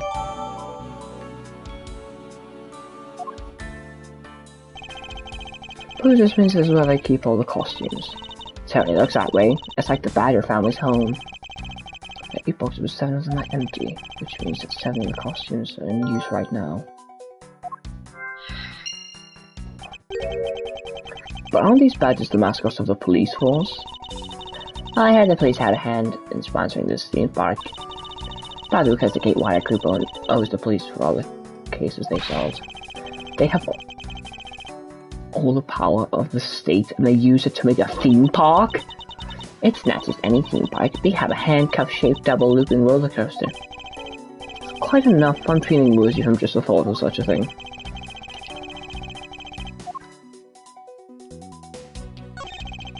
This is the pink badger. So that's the same design, doesn't seem forced to call this one a female. Think so? I mean, just look at how long her eyelashes are. That's the only difference. And the fact that she's pink. And her lips are red. See? Lipstick. She has nothing to say about the giant pink ribbon, or is that too obvious? This is that blue badger at the main gate. Excuse me, but his name is Proto Badger, not Blue Badger. He's based off of the very first design created by the local police chief. You know, when you compare the two, the blue badger looks a bit cuter. Yeah, that's slightly less jaundice. So as you consider it, Chief made him cuter and cuter. Even humanity has to come a long way to become people called. Are we comparing the blue badger to humans by now? So this is the blue badger's rival, the bad badger, huh? Do you feel some sort of reverence towards this badger, Kay? Heh. I can't believe you'd be so stereotypical when it comes to thieves. Sure, you must also think there are much cooler and cuter ones out there, right? That's it, I decided thieves and thievery need an image makeover. Good luck with that. Look, it's a blue badger. This thing can be popular for me. My nemesis. What no? Why is she beating it up?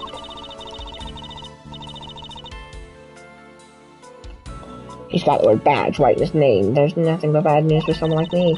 And I think he's out there wandering around this park. I better be careful, he's gonna arrest me, or I have the power of his name alone.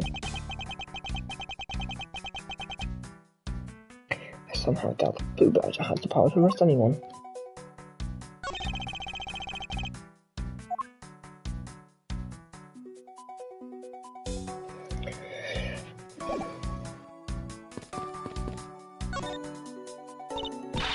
Man, why do they have to put the windows so high up anyway?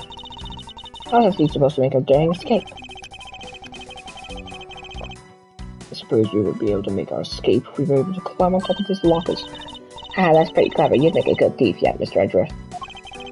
Please don't ever place my name and the word thief in the same sentence again.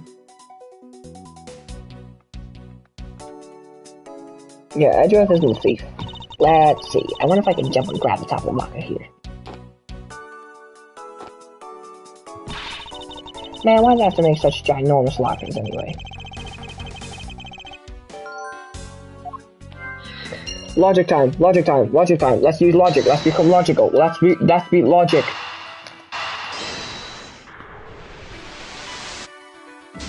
Oh.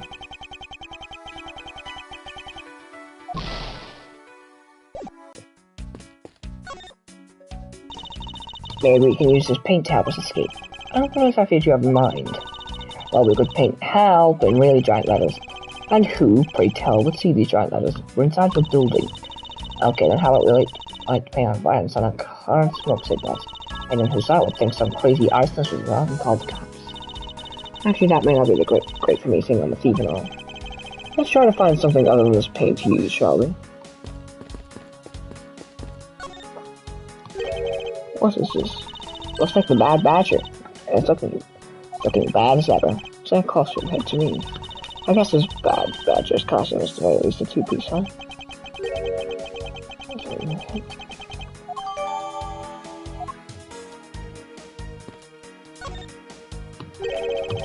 They're holding a blue badger photo rally. You didn't know? Plus it's not just the blue badger, it's his whole family too.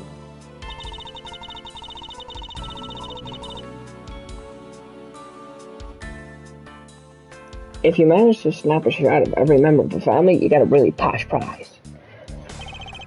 Well, there's a costume head sitting in there. I want to start with a picture of that. You can't do that, that's cheating. There's only one of each badger on the party, so you have to work for it. Speaking of badgers, there's one sitting against the wall in the haunted house. Seriously, but somehow I didn't think that would count, Mr. Edgeworth. You have to take pictures of the costume ones walking around the park.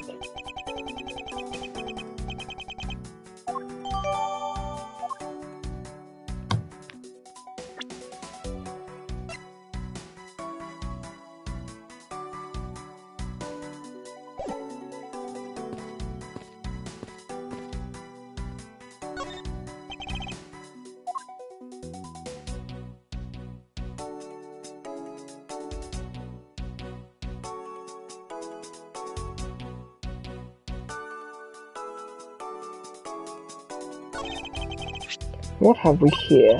Ah!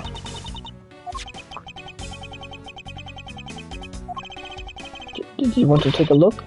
Well, don't mind if I do. Oh, I see. Yes, this is definitely a key. I'm sure it's a key to something. Something more relevant to my interest.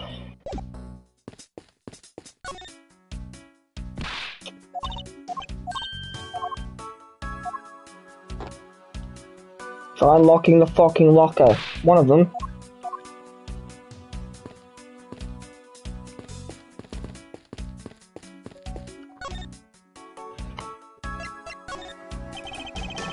Do you know where the person who kidnapped me went? Well, after they locked you up in here, it sounded like they went into the next room and started talking to someone.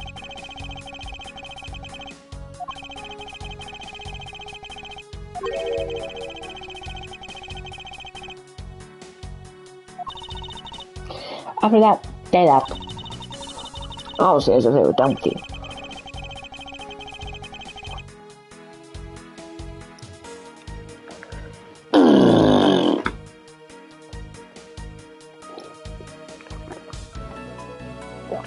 I suppose that is the case, as my kidnapping seems like a little afterthought to the $1 million. Well, if they want to threaten, let's see what we can find out through the slot. Okay, then my kidnappers are from there.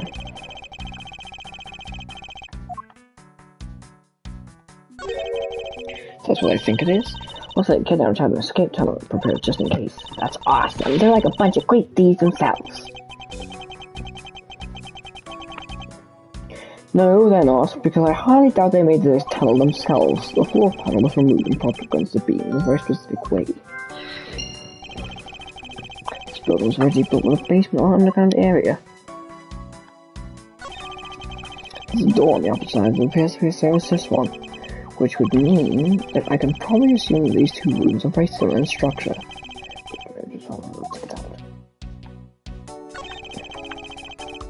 There's chairs and shit. There's a beam there, actually. Imagine there's also the one in this room. There's even a hook on it to hold the propped floor tunnel in place. Which reminds me, you find something useful, Mr. Edgeworth? Perhaps you may find a very handy hint out of the guy over here.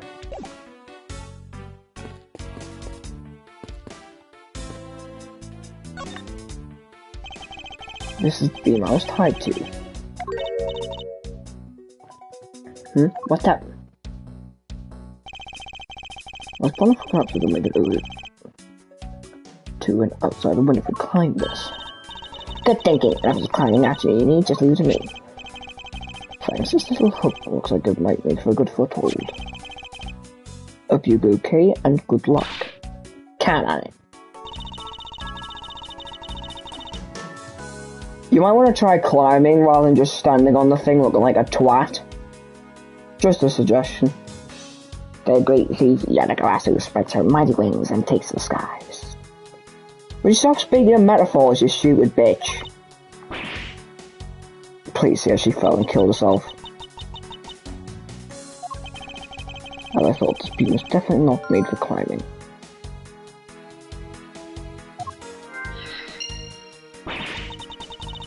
What do you mean, as I thought? I'm not your guinea pig, you know.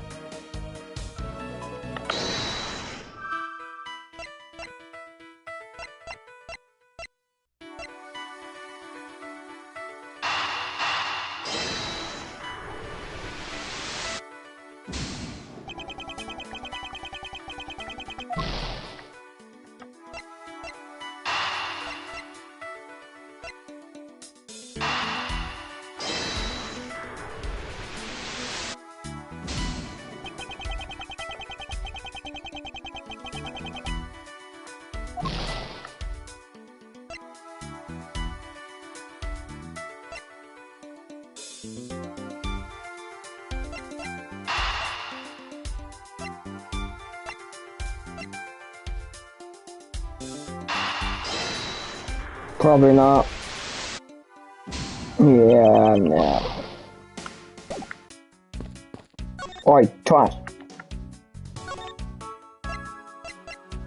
You want a badge?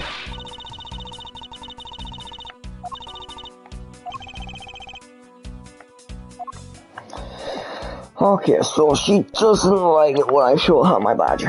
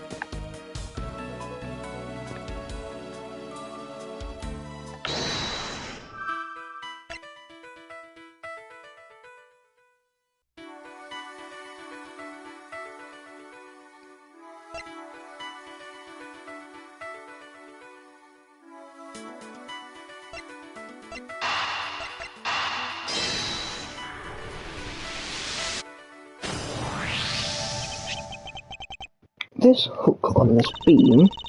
Yeah, I outside. There's no way I can jump from this hook to the window. Come on, even you have to admit when something's just not possible. It wasn't supposed to do this to the game, rather than... It's here for a different purpose. Really? Like what? As you saw in the adjacent room, it's clear for keeping a floor panel propped up. Which means that there should be a panel in this room we can open as well. Oh, I get it. Windows services and sounds have been hidden by this tarp. Alright, then let's fill this thing up and see what's underneath.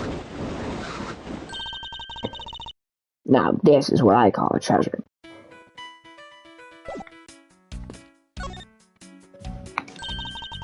Well, this must be another entrance to a secret hidden basement. I totally smell treasure, since I wish to smell the sweet fragrance of freedom.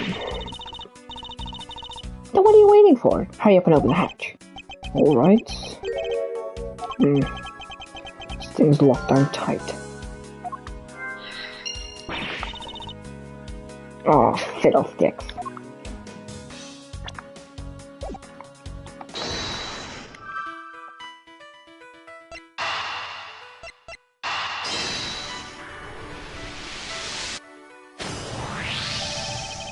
I believe you're up, okay? Huh? Why me? Because we need to use a tiny key that you've taken quite a liking to. Oh, gotcha. Just leave it to me. I love the tension in this month when by twin covers something big. I believe the feeling of freedom would be much more satisfying right about now.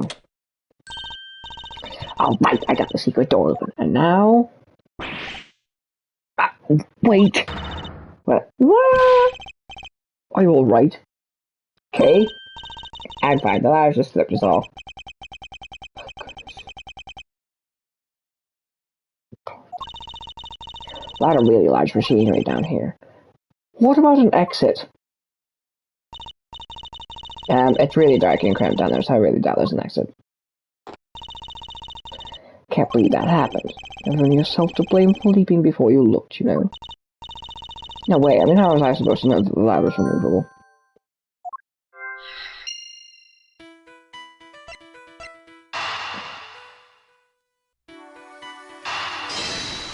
Ladder? I figured out how we will escape this prison, Kay. Oh? So how are we gonna bust out? Seems your reckless actions were of use after all. Are you actually praising me? More of a thank you for giving me an idea regarding this ladder. Underground ladder? What about it? Sliding just for those who wish to go down? Oh, I see if we use this. Yes, I believe it's long enough to reach the top of those lockers. Well, then what are we waiting for?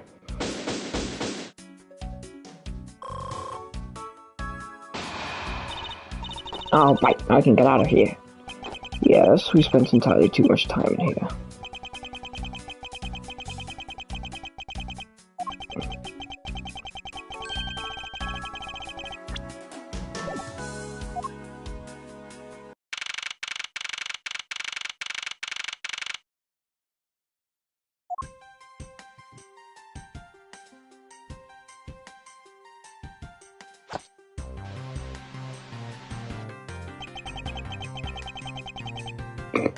Looks like it stopped raining for now. Yeah, thank goodness. You have no idea how hard it was raining earlier. Mr. Edgeworth! I'm so glad to see you managed to escape, sir. I was so stressed that I thought my heart was gonna give out. Detective Gumshoe, may I ask what in the world that is? Well, that's,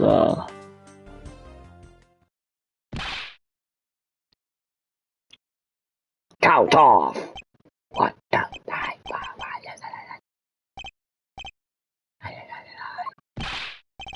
Shifu, all 99 members are here and unaccounted for. Who the fuck is this guy? What the heck you think you're doing counting my cubs off like that? Every person is a valuable human being, you get me? And everyone has a name that their parents gave to them. No one is a 2 or a 3, but everyone, regardless of age or rank, is number 1. Got it? That's very nice and inspirational.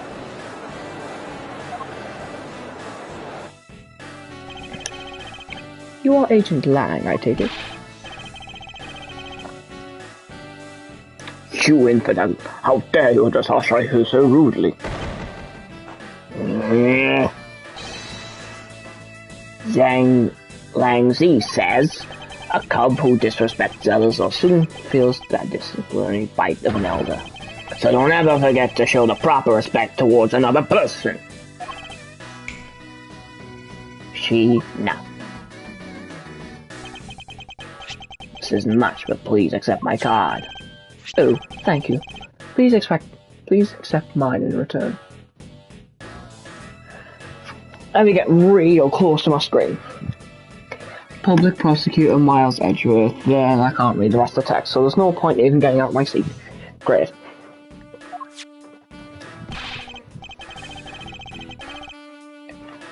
You see all that just now? That's a proper way for two people to show their respect. Keep that in mind, you'll get far in life. Got it?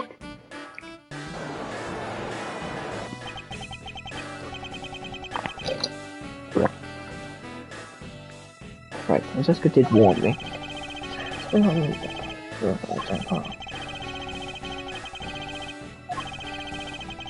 Why exactly is an mutual agent involved with a claimed domestic case? That's none of your business, Mr. Prosecutor. How is it not? I've heard a rumor or two about you. You saw the murder that occurred during your flight home recently, right? It sure took a while to arrest one little flight attendant. How pathetic. How dare you say that about Mr. Edgeworth? Are you saying you could have solved it faster, pal? The comedic relief jumps to the aid of his master. How cliche. Look, what I'm getting at is if I'd been there, no one would have died. I would have solved the entire case and Agent Hicks would have still been with us here today. Agent... Hold on. This has happened days and days and days. Like, these all happen one after another. What? Edgeworth's life is far too exciting to be lived. It was like a brother to me, so now I'm out to take my revenge.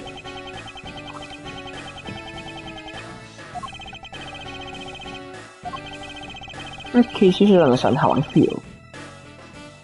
As the kidnapper is someone I knew. So I ask if you please allow me to participate in the investigation. This isn't your neatly trimmed courtroom of Eden, you know. You're out in the wilderness now, Mr. Prosecutor, and way out of your league. No hard feelings. Why don't you go on back to your courtroom now, pretty boy? You dare to mock the court? I do, and I don't need the help of a filthy prosecutor. Sorry, but the truth doesn't need the likes of you to distort it today. Well, you could use it for a lot of people. Franziska for hiding evidence, Manfred for hiding evidence, Edgeworth for hiding evidence, Gordot for killing someone, Winston Payne for being a shit prosecutor. You have many reasons.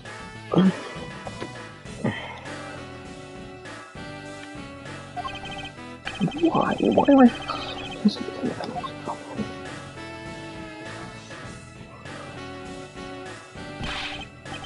Alright, man. Good job on the perimeter around the gate wall there. Now, just find the kidnapper, bring the punk to me. Dismissed. Sir! Now then, Mr. Prosecutor, you just sit right here and don't cause any trouble, understand? Wait. Mr. Edgeworth. It's been a while since I last met someone so disagreeable. Why of all persons is sure here, completely out of the blue. Suppose I'll have to ask Detective Gumshoe to fill me in on that.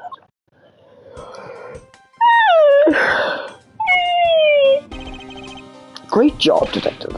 Sir! For losing sight of me and the kidnapper and allowing my investigation to be hijacked. Sir, I look forward to your next month's salary assessment. But the case isn't lost yet, sir. I'm gonna show you just how much of a man Dick Gumshoe can be. Shall I prepare the 21 gun house? Gun sleep now or later? Detective, are you sure it was the precinct you called for backup? Of course, sir. I think I would know the number to my own precinct like the back of my hand. Why didn't an interval agent show up instead with his army of agents? I've conquered all the jetpacks. I'm never gonna stop.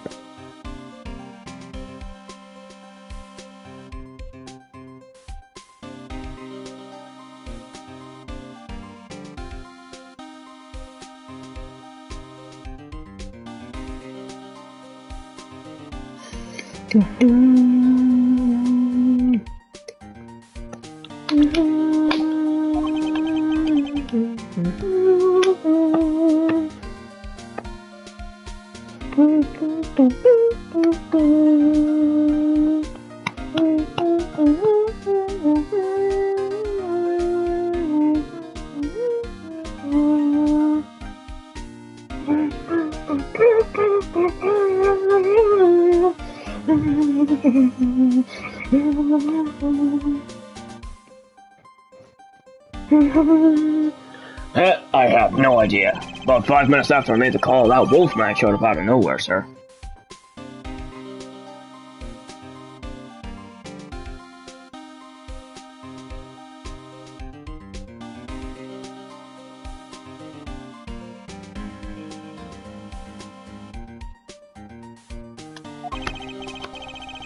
Agent Lang definitely has an agenda, so the question is, what is he after?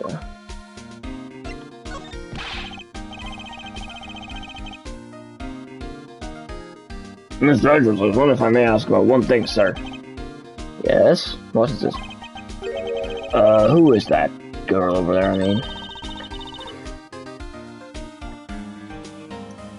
I'm Mr. Edgeworth's assistant, Kay Faraday. What? Funny, I don't recall making you my assistant, Kay. Yeah, I'm Mr. Edgeworth's assistant. Me! It's been like that since... forever! Sorry, but I just stole your supporting role. How can you say something so serious like that shine clear on your face, pal? Mr. Edgeworth's got a thief on her hands, sir. She stole my role, sir. I'm taking her in. I'm getting her convicted, making sure she serves out her sentence. Oh, come on, it'll be fun, like musical chairs. You gotta stay fast on your feet. No way! I won't. I will not lose the spotlight to you, little girl.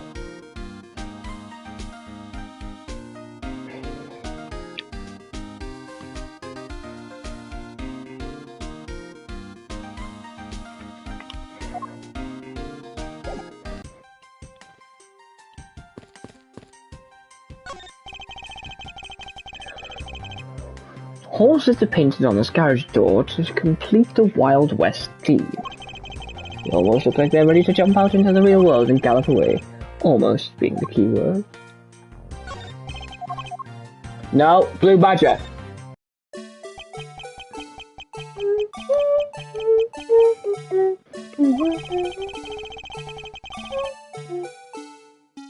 That wriggling, I just can't bring myself to call dancing.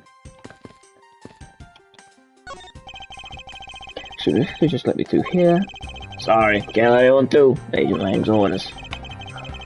Take some pass for now.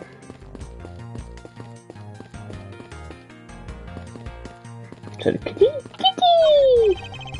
I doubt I'll find a clue in here, but I might as well check just to be sure. Yes, well, sure is heavy.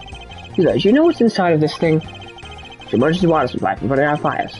I see. Well, certainly are well prepared.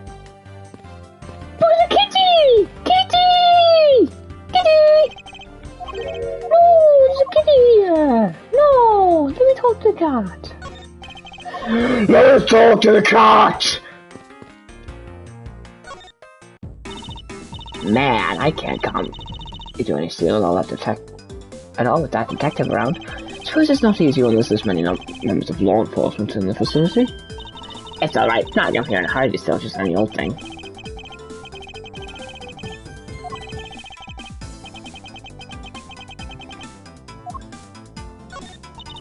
So, what are you gonna do about your investigation into the kidnapping? Good question. Since Agent Lang holds the authority to investigate this case now, this makes things a bit more complicated. Oh, come on, you can't let that stop you. I'll even lend you hands. Let's go. But you're self-portraited great thief, are you not? I don't believe I can let someone of an unlawful nature participate in an investigation. You don't like to listen, do you? I'm not just any old great thief, I'm the Yatagarasu. As I said earlier, the Yatagarasu is after one and only thing. What is this one and only one thing you're after? Garasu is only just one thing, and that is the truth. I see. Some years ago, there was a vigilante through business world into panic. Labeled mysterious and phantom-like, the Yatagarasu appeared and vanished at will. So basically, a better mask to mask. We still don't know much about this thief's ultimate goal. We do know the targets. The Yatagarasu like to find and publicly disclose evidence of corrupt dealings of all sorts. Once a target is chosen, no dramatic calling card or announcement is sent forth.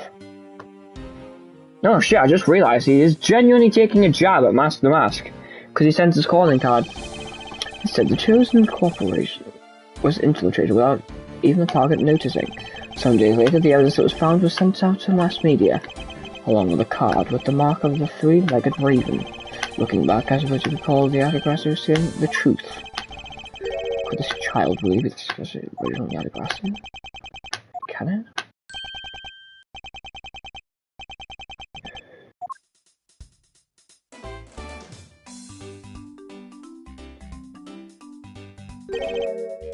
Mr. Amano? Oh, Miles, my boy, I'm sorry to involve you in such an affair that you just returned. For you, Mr. Romano, I gladly offer my assistance. After all, I have you to thank for how things turned out during my time abroad. If it wasn't for you, I might not have been introduced to that law office. I had a chance to study the inner workings of another country's judicial systems. No. Think nothing of it. As you know, Manfred and I go way back.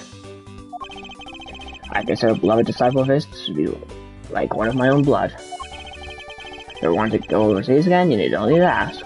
I can use my company's vast network to send you anywhere at any time. So who's the old man? He's the father of the currently kidnapped Ernest Romano. Now that we found your aunt yet, Miles? Please, I miss my poor boy dearly. Terribly so, but your son's whereabouts will remain unknown, Mr. Romano. Well, hold on there. Then what happened to all that money? I believe the $1 million has been stolen and the culprits are now on the run. What? Poor old man. Don't you have anything you could give him to cheer him up, Master Edgeworth? Forgive me, Mr. Romano. I was wondering if you could please tell me the details of the kidnapping one more time. Oh, it was yesterday. A call came to the house. From the receiver came to my son. Help me, Daddy. This is tough, but please stay with me here, Mr. Romano. You don't understand, he hasn't called me Daddy in ages. It's incredibly moving. I wish I'd recorded him saying that.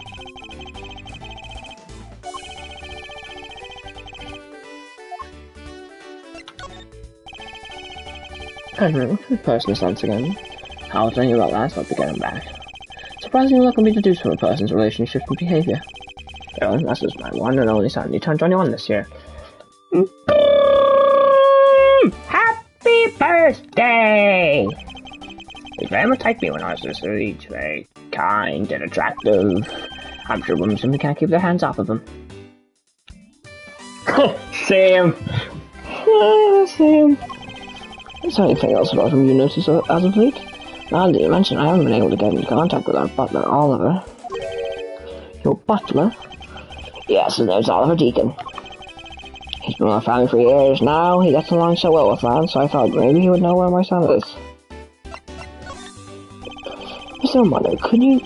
I have to take a, split-second pause to stop myself from saying Mr. Armando. Could you please tell me a little more about your butler, Mr. Deacon? As a butler, he's outstanding. He even serves as a personal private tutor. Took a brief leave recently, but even after it was over, I haven't been able to reach him. So you still haven't spoken with him since his leave? What are those family friends? I said they hadn't seen him. I tried everything I could think of, Miles. Do you think this could have something as nice as kidnapping? It's possible. I can't say anything for sure quite yet.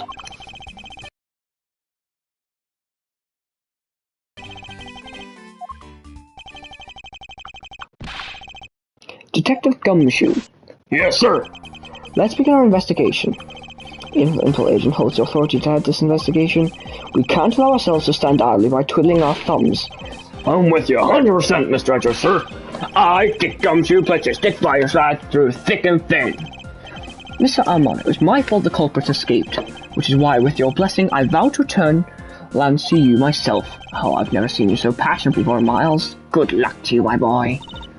Alright, what are you waiting for? Let's do some investigating. If you think I'm losing you, pal, forget it. We could be a trio! Like me, Jack, and Ben in the Prime Warzone 2 there. So what should we examine first?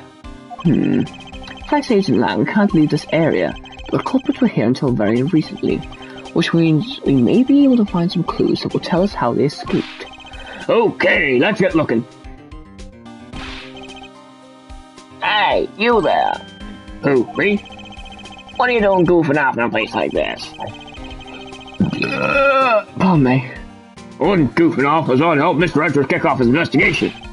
You imbecile! All precinct detectives are now under Agent Lang's direct command! No way! I am not working for Wolf Boy! Mr. Edgeworth, can't you do something? I'm not exactly in a position to argue, seeing as how you are a member of the police. Good, now let's go! No! I've got some rare talents. Well, that was exciting. Okay. What, can't you tell I'm all ready to get down to some detective work? You should go home. Your parents must be worried about you. Oh, come on, if I get to be your assistant, you're trying to ditch me? I don't recall offering you the position. Why'd you have to be so difficult? Besides, it's already too late, you know. Like I said, I've already stolen the position of assistant a while back. You're the only one asserting that. Well, by the time anyone notices, it's already gone the other grassy way. You shouldn't speak so loudly of things you know nothing about. Sounds like my fucking grandma, mate. Fine, whatever, you win. Go ahead and do your little investigation. But the sound assistant K is gonna tag along no matter what you say.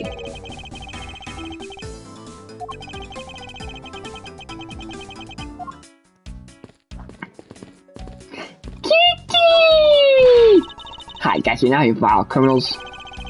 You're the kid that was one of the better sense than to try hiding in these. Oh, come on, lighten up, will ya? I was only joking. I don't really think we're really hiding here right in front of two officers. I certainly hope not. I want to talk to the poor kitty.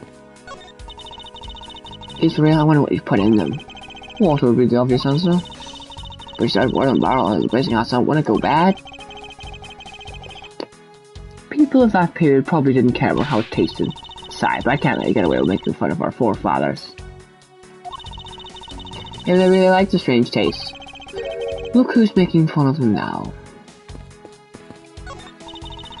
Hey, Mr. Hedges, is this one of those things you tie horses to? Yes, the little horses are in a vacation at the moment. Aw, and here I was hoping I would get to ride one. You know how to ride a horse? Nope, never rode one in my life. But I have an Asian friend who was born in the year of the horse.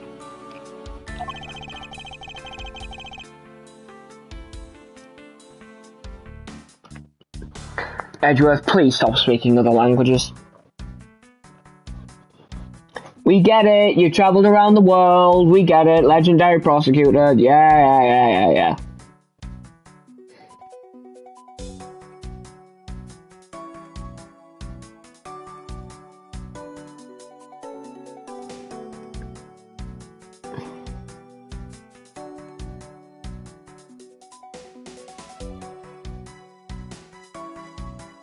It does not follow is the only way to describe your logic. So her logic doesn't follow. Look, there's a blurb around the cactus here. This cactus is a very gracious gift to the Gatewater Island from the local police precinct.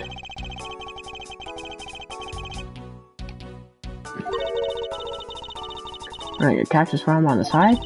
Heck, just kidding, that wouldn't do something so silly.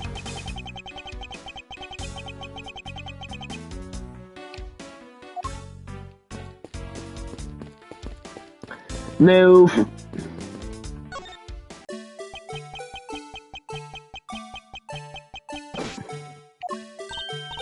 Hey, it's Blue Badger!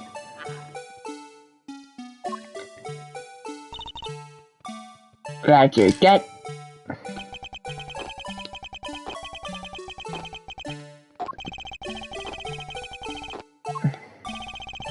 Mr. Badger, I was wondering if you might share what you saw.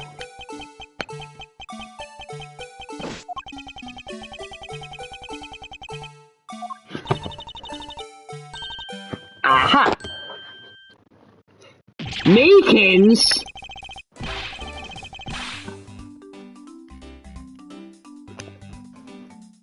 Ah!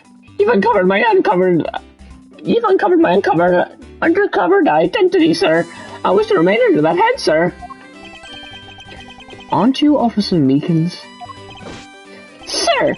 Mike Meekins reporting for duty, sir. So this one of the cases I had 2 years ago. Well, the only other thing I remember about this officer is that he often spoke and acted before he thought, which gave me a great deal of headaches. Ow! Okay, this game did take place around 6 months after Trials and Tribulations. Good. See a friend of yours, Mr. Edgeworth? I've met him in the courtroom once before.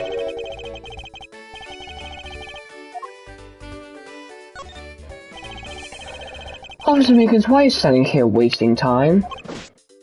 Sir! Because I'm not a police officer right now, sir! I'm a Blue Badger! I'm creating memories and dreams for the kids. That's never wasted time, sir. I'll have a dream to become as big as Detective Gumshoe, sir. I was patrolling the scorchingly boring beat until a little while ago. When the dispatch radio, my shoulder crackled. The wicked hours of escape, sir. I thought maybe this was my shot at making a detective, sir. I rushed on over to join in, but when I got here, there was a sea of people already. And I couldn't spread my trademark friendliness, so enjoy anyone.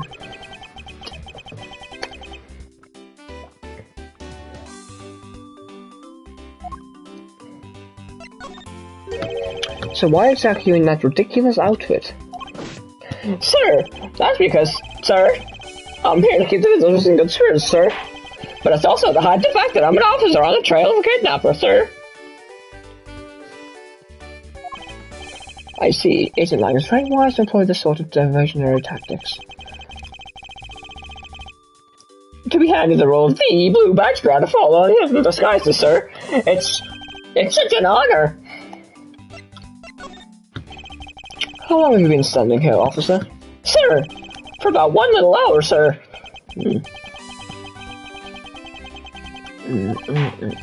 And I've been here ever since, sir. However, sir, I must tell you, I didn't see a thing, sir. I haven't asked you anything yet, officer. No, but I know you will, sir. Officer Meekins, I assist you with recent movements. Sir, I've been playing the Blue Badger this whole time, sir. I'm getting into it, too. Notification time.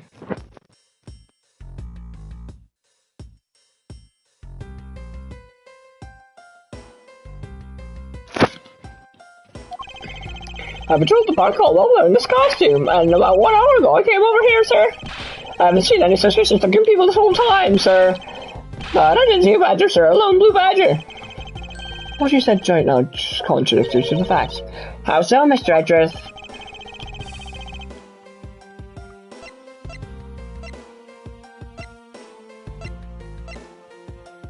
Take that! Officer Meekins, let's back things up. I'd like to ask you about your last statement.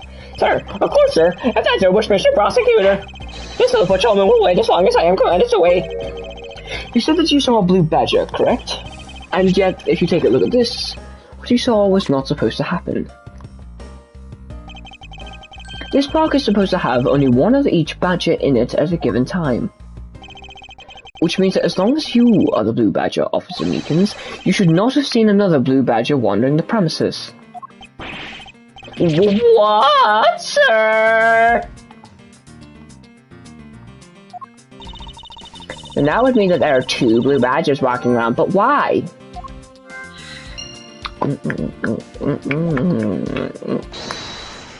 Wah! Could this be it? No freaking way it was. A second blue badger that shouldn't exist. Clearly the true identity of the person underneath is... Oh, I know, it's one of the kidnappers, right? The person wore a costume to get away. I thought my phone so much. Oh, I didn't even mean to. Probably. She's not doing very good to hide that she's the fucking Yatagarasu. She literally has the, like, insignia on her scarf. Precisely. After all, the costumes went missing from the storage area are a blue badger, a proto badger, and a bad badger. Yes, those three. So there are 3 phony badgers running around in the park somewhere, huh?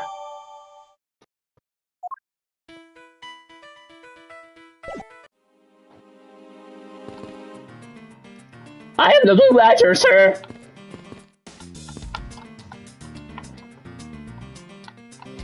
Mr. Edgeworth?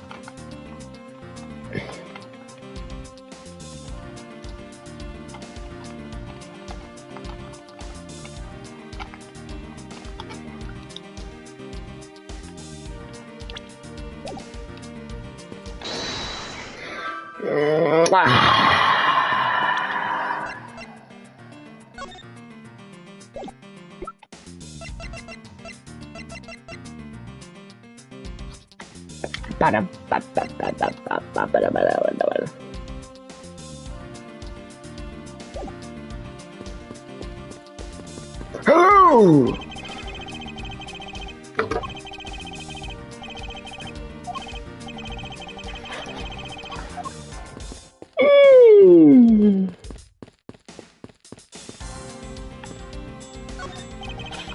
So the tire check reaching from the car. So that means a car left from the garage at some point in time, right? Correct. The car leaves these tracks. During passing. During the passing grade. As during this place, that's why these tracks are made of mud. 3 treads, it also seems a special type of car.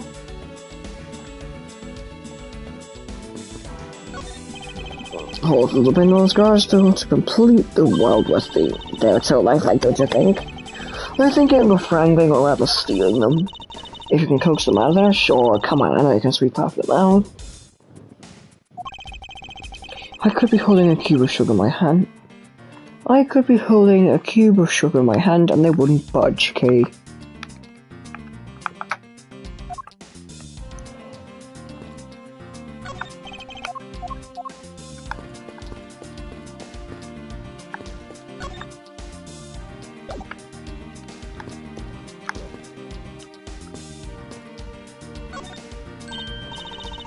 Hey, there's a bunch of footprints in the mud over here. I'm not hearing rainfall out here while I was being held in the... Yep. If it was just passing rain, that's why the ground is already pretty much dried up. I should be thankful. That left us with some nice footprint samples. You know what? I bet if we follow them, we can find out where the kidnappers went. Plus, with me, it was fun because there are many shoes. I don't think it will be that easy. Why not?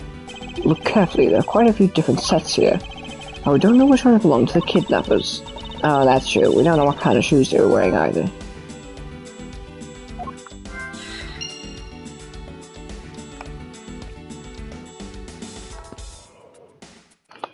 Kitty!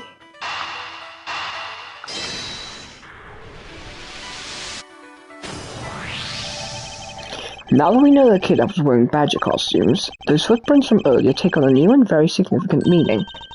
Oh, you mean now I know it's tracks belong to the kidnappers, right? Yes, more than shoe prints. We need to follow the paw prints of the badgers.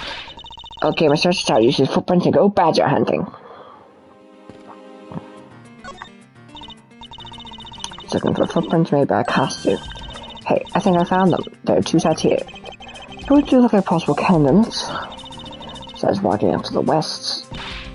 Ah, it just stopped. I can't make heads or tails of where it's headed from there. It doesn't seem it's headed towards this stadium. I wonder where the other set leads. This one seems to be headed east.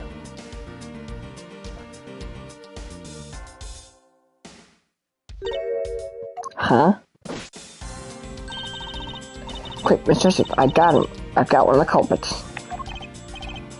Oh no, I'm not a kidnapper, sir! Down, Kay. Clearly those footprints belong to Officer Meekins. Our criminals were each wearing a costume. Aha, maybe they came over this garage or something? That's what I would suppose. Oh, if you could step aside for a moment, we need to examine the garage. Sir! Roger, we'll go, sir! Let's search and see what we find. Maybe we'll find the kidnappers hiding inside. Ah!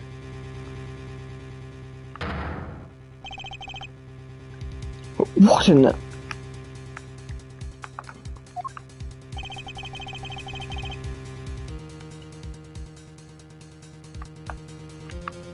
Someone's across a dead body.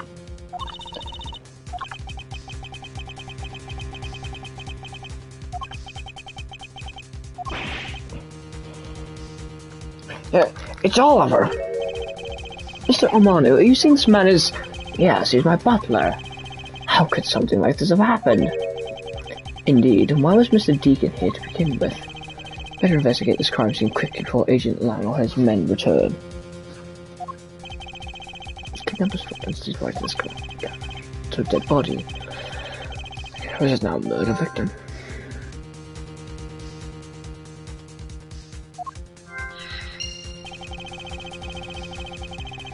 My curse damage. Bullet wound. Not Oliver! You sure I can for someone who just found a body. Surprising what one can become accustomed to in the span of 2 days.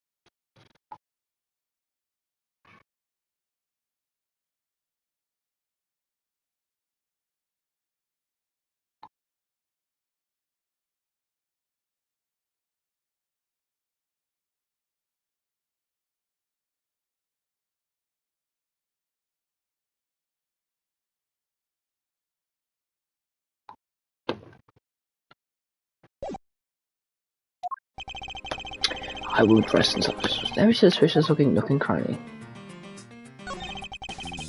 If I've let information has control this case, I'm not going to be able to have a real autopsy done of the victim.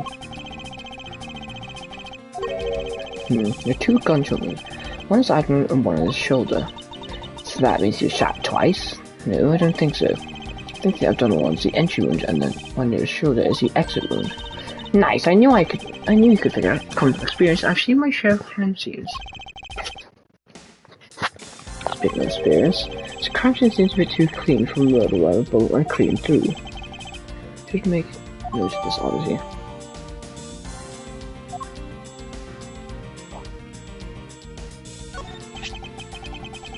Usually shaped pendant.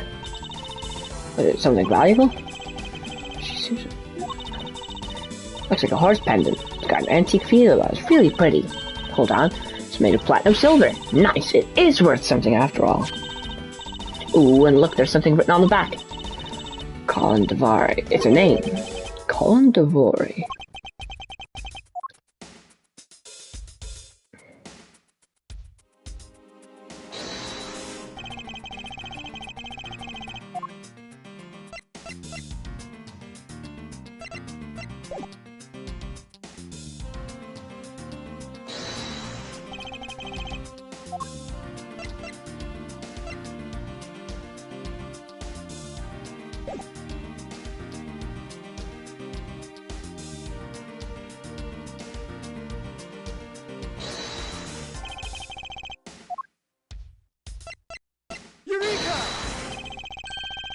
Something not right about the name on the pendant. The victim is the young man who found it butler, and his name is Oliver Deacon, but the name on the pendant is Colin Devore. Wonder what's up with that? I don't know, but I think we've hit upon an important piece of information. Horsey!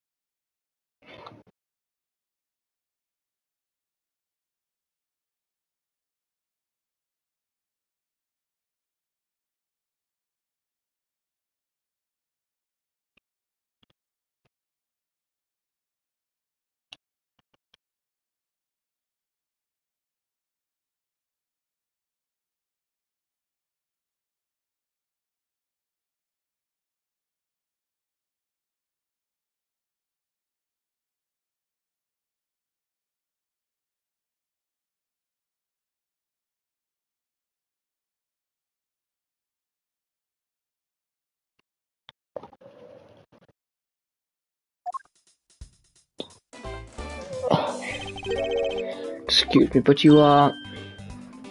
Bottom. Oh, this is bad. He's really good looking. Stop it, Lauren. Can't yourself fall for a playboy like him you're in love with. Sounds like someone doesn't know the meaning of the phrase inner monologue, huh? So to interrupt your conversation, but might you be a friend of Lance? Yes, I'm Lance's girlfriend. My name is Lauren Potts. His girlfriend? Oh, it's not like we're more like friends, and we're not lovers or anything. Well, we haven't got that far yet. guess that's how people can see it's actually just accepted.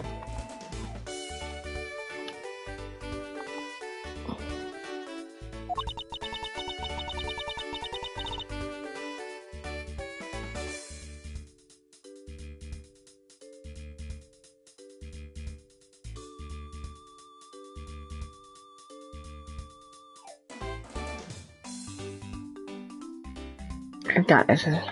When there's a present from Lance. Hey, you know, she reminds me of a cartoon character. May I inquire as to why you're here? I haven't been able to get in contact with Lance lately. And I began to get really worried. I looked everywhere for him, and then I heard about the kidnapping, so I came here. Wow, you're really strong for having made it through this all by yourself. Is it true his lunch would have been kidnapped? No one is supposed to know, but yes, it's true. Oh, Lance. Kelsey's been spirited away. I wonder how you're doing right now. Looks like she's gone back to the fair maiden in love routine. So, Mr. Edgeworth, where do we go from here? Well, we found a body, so we should look into the murder.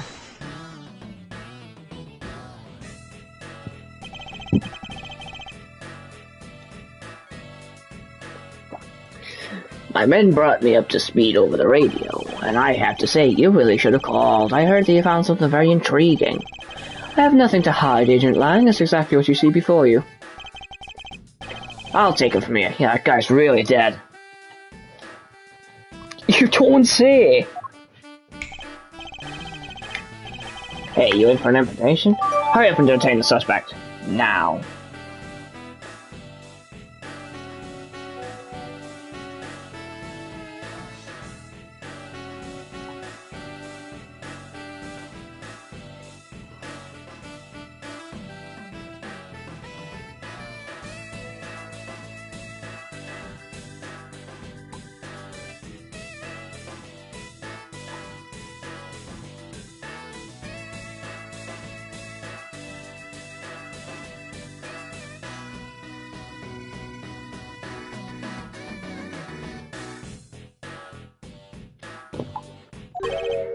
Suspect? Who? Officer Meekins, is it? You're coming with us. What? Sir! I had nothing to do with it, sir! Agent Lang, don't you think you're being a bit rash? Do you have a good reason to suspect Officer Meekins? I'll leave that kind of stuff to you prosecutors. It's a job, after all. Like I said earlier, this crime scene isn't as forgiving as your precious courtroom. That's your answer? I know you like your logic and your reasoning, but that sort of impractical fluff is not needed out here in the field. All you have to do is arrest a suspicious person that's a suspicious person. That's how you eliminate crime from the streets. But that's also precisely how you unnecessarily arrest innocent people by mistake. Innocent people? Nonsense! There's no such thing as an innocent person. We've all got a blemish or two in our hearts. That's tyranny. I won't allow such a thing go on unchecked before my eyes. Miles Edgeworth then proceeded to copy Phoenix Wright's abilities from Marvel vs. Capcom 3, absolutely destroyed the guy, and then hit the gritty, before then being arrested for murder. Too bad you don't call the shots around here. As I've sworn to uphold the laws of this land, I cannot allow you to take this man in. That you would arrest a man on false charges without even conducting an investigation. Have you no honor as a member of the law enforcement? You! How do you dare speak so disrespectfully to our shy fool? Hold it!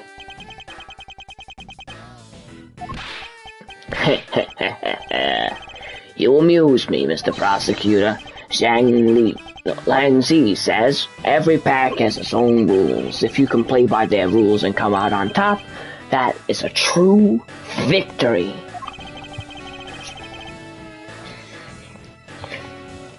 Alright, I'll give your beloved laws a fair shake.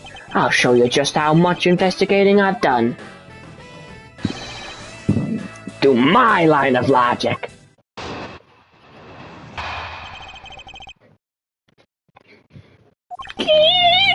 I've seen a lot of bodies like the one being carted off in my time. I I can say he was shot in a single glance, but even you figured out that much, right? With your current gun laws, it's not exactly easy to get your hands on a gun. Not unless you're a member of law enforcement like Officer Meekins. Isn't that right? That is your reasoning? Solid as a rock, based on a philosophy of detainment. What's this philosophy of detainment? You don't know? In that case, pay attention, girlie. In my country, the criminals have a saying, beware of the wolf. Yeah, because a wolf will fucking maul you to death if you don't have a gun or a weapon to fend it off. Or, if you're a bad fucking man like me, you would just beat up the thing, then run away screaming like a little girl. Punch it across the face. And sprint off. Unfortunately, the wolf would catch you and probably molest you. But hell, give it your best shot. Why the wolf? Because in my language, lang means wolf, and you don't mess with me or my pack. Translate. Lang. It's English for lang. Translate from Filipino. Just.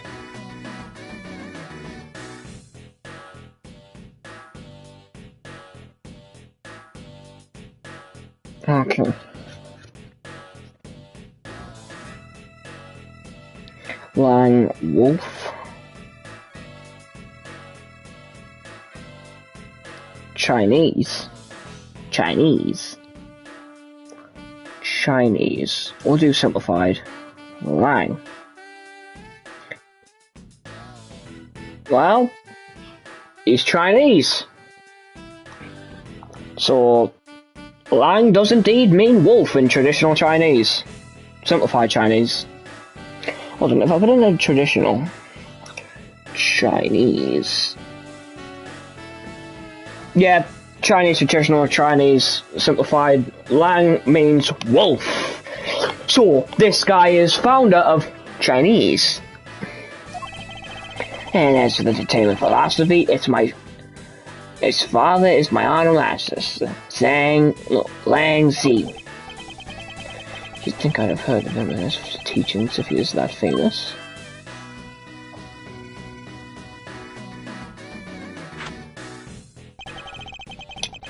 Lang Zi developed it as it worked to lock criminals away thousands of years ago. To this day, Zhengfao police still trains its recruits under his philosophies. Thousands of years ago? That makes your story about as believable as a fairy tale. Anything wears down or breaks over time. Yeah, like my DS's. Something goes wrong with all of them. It's mainly that the stylus just goes missing. Every console I've had which comes with a stylus is fucking gone. No fucking clue where it's at. Your guess is as good as mine as to where the fuck they keep disappearing to.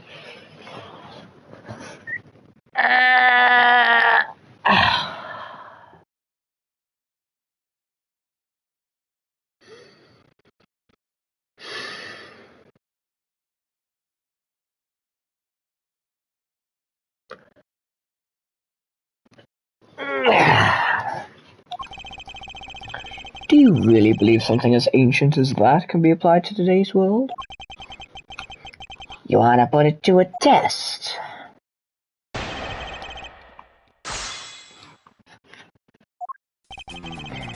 Hold it! So what can you tell me about the body? A lot. Maybe not an autopsy. I have my ways. I teach you the basics of forensics along with its attention philosophy. Oh, then you wouldn't mind telling me a little of what you figured out, correct?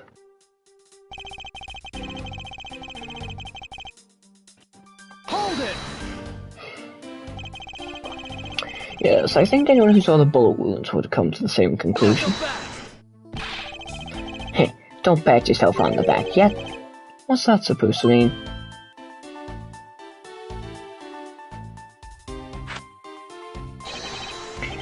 Lang Zi says, search where the water is deepest. So I should search in my fucking bathtub rather than my sink. Great Great philosophy there, mate. Cause that makes a lot of fucking sense, doesn't it? You have to keep your eyes on the big fish that lurks in the depths, which is the killer. This guy makes about as much sense as if a Chinese man just starts speaking to me. Hold on, I'll just get Google Translate up.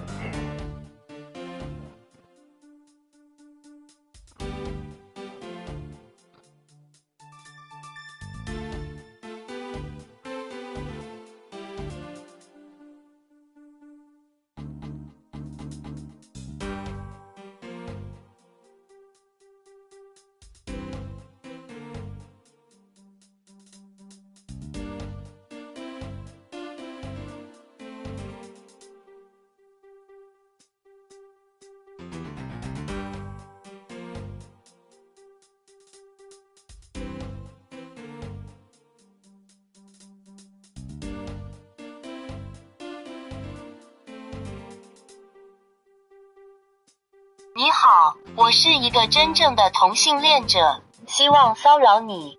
我希望你签署一份动议书以使其合法。 Like, if a random guy walked up to me, said that, I would have no fucking clue what to make of it.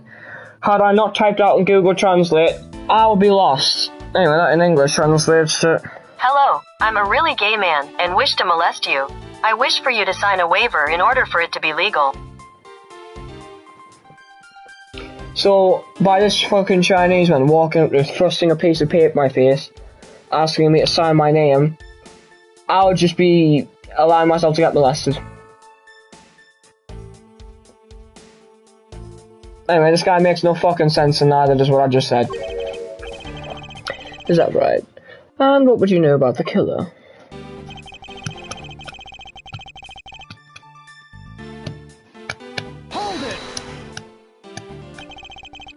It would appear you studied little of our laws. Studied? Who needs to study when what every child on any street corner already knows? It's the Sheena? The Federal Firearms Restriction Act. That's it, the Federal Firearms Restriction Act. Hey, it's not easy to get a gun these days.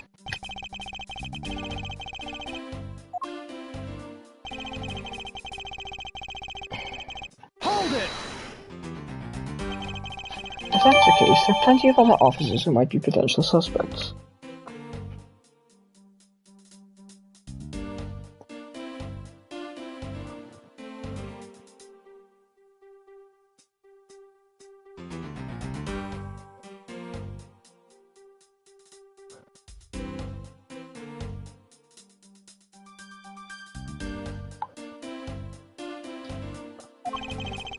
You're not seriously going to trust each and every one of them, are you?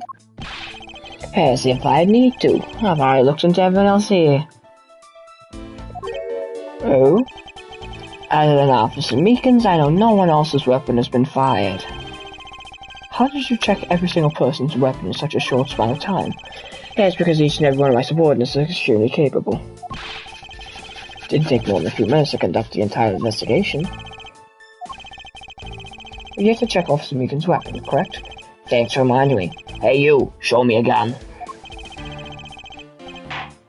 Oh! What's wrong? Why does he look so sickly pale all of a sudden? Gun! What you say? I can't hear you. Stop mumbling and spit it out already. Sir! Sir! I lost my gun, sir! How could you be so irresponsible? In the end, looks like you're still the only suspect we've got. You're the one who waited here outside this garage to ambush and kill the victim.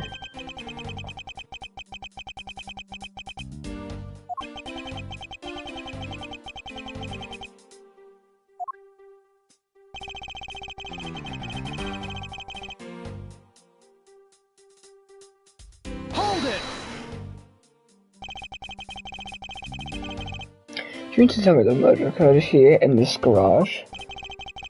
From the fact the suspect was found almost next to where the body was found, I'd say that's pretty obvious that this is your crime scene.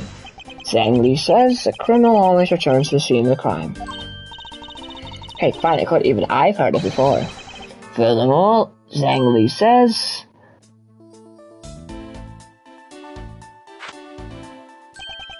successful investigations are the result of multiple returns to a crime scene.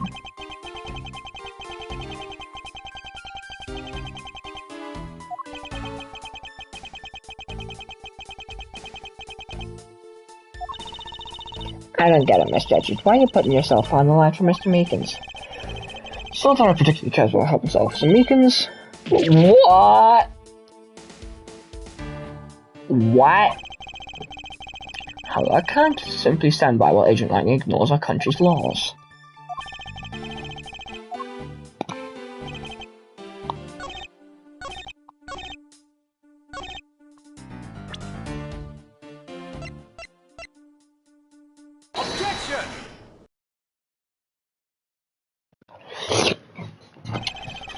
Unfortunately for you, Agent Lang, that is simply not possible.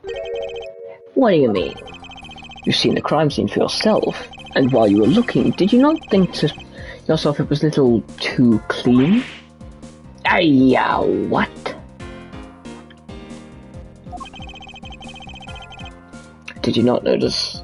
So, you did notice there was too little blood.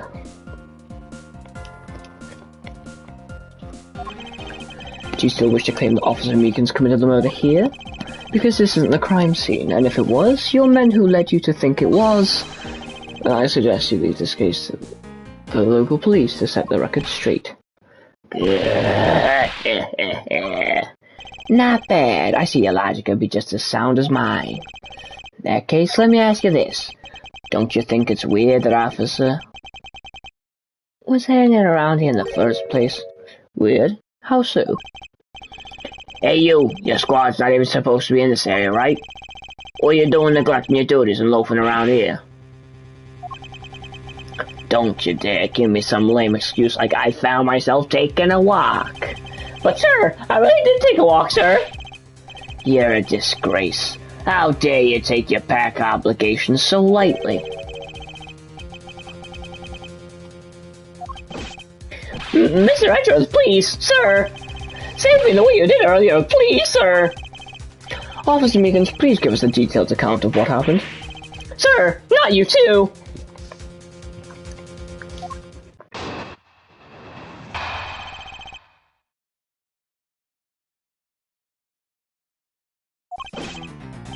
It's you, sir. I was inside of this area, sir. I was told to check every square inch of the main gates earlier, sir.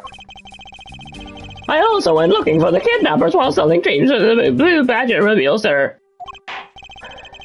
Well, I got completely caught up in my role selling dreams to children, sir. Before I knew it, I found myself here in this area, sir. What is the blue badger mobile? It's a moving store on wheels that sells sweet dreams and merchandise, sir. So the blue badger mobile is just a roaming souvenir shop?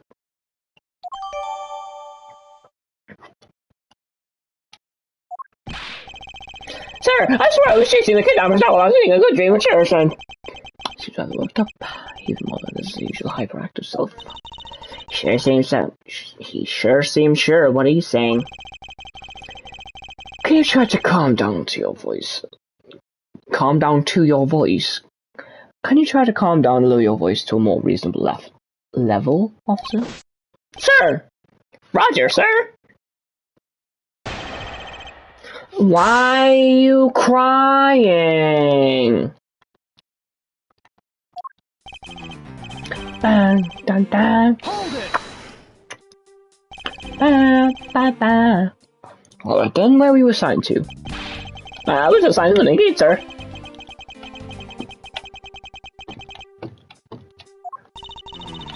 Why are you here in the Wild Wild West area? It's because of a very deep reason, ma'am.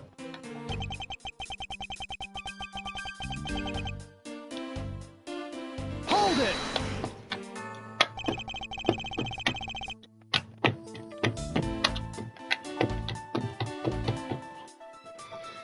Describe for me how you conducted your investigation.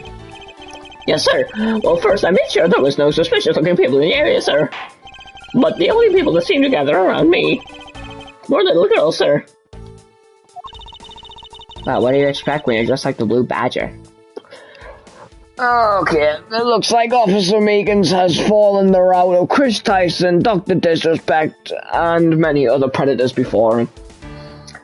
He seemed very excited about the fact that he was being surrounded by young females of the minor variety. What a fucking disgrace you are, Officer Meekins. I hope you get eaten by a fucking piranha. I thought I had no choice at that point, sir, so... Hold it!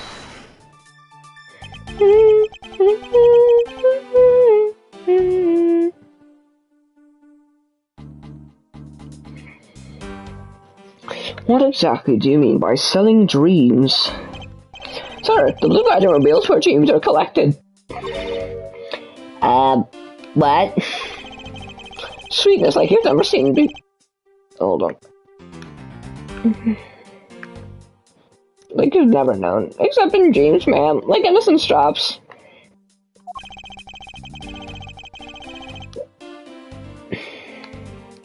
And better is found only in nightmares, man. Like guilty jawbreakers. Saying no as I push the Blue Badger mobile along as much more duty, ma'am.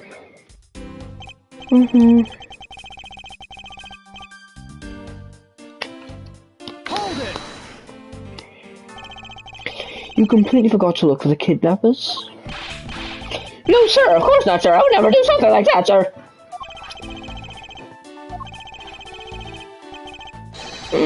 You're absolutely right. Oh, you're good at this, forcing people to resting, Mr. Edgeworth. To be frank, I'm just a little man, sir. I'm better selling kids a few small dreams than looking for a big crook, sir. Hold it!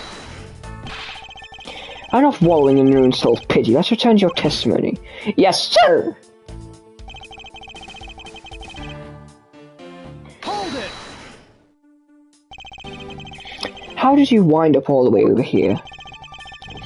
I was in the middle of collecting. I was in the middle of seeking. I was in the middle of a sea of kids, sir. But one of the kids decided to challenge me to a fight, sir. I had to run away from the shop's painful drop kicks before I knew.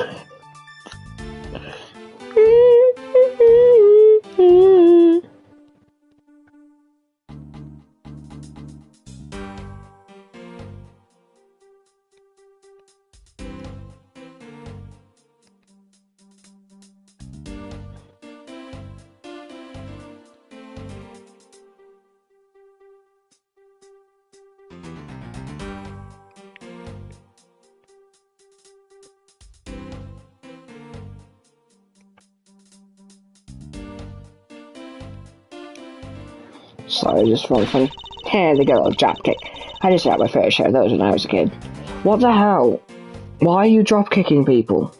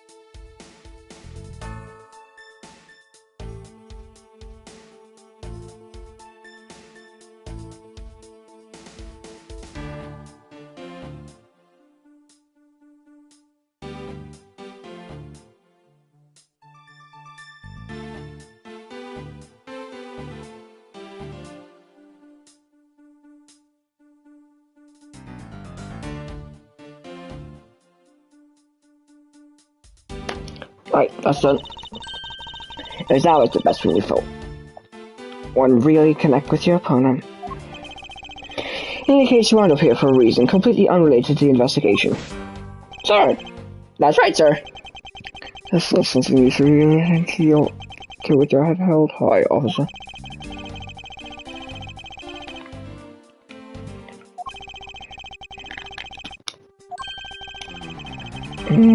Mm-hmm. Mm-hmm.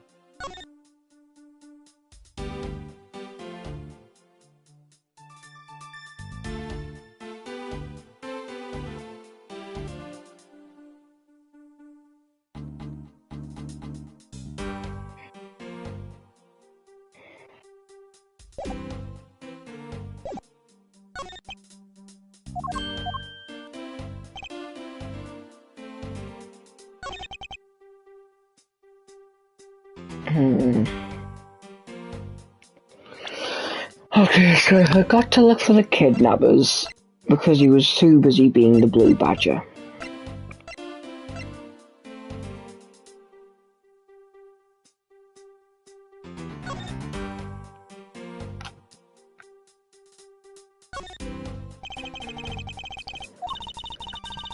Okay, our names are handed. Oh, what would that be? You have no imagination, Mr. Edgeworth. Did you ever think that maybe people want to have their loved ones always nearby?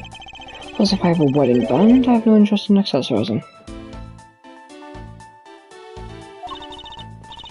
I suppose, you know what? More than one classy accessories, I'd rather be engraving my name into every treasure I can find all over the world.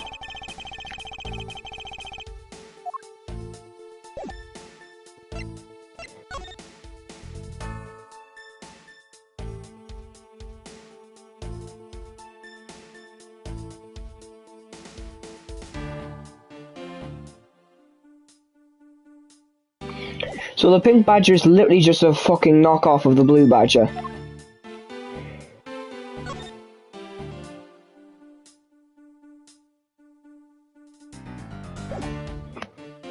What could it be?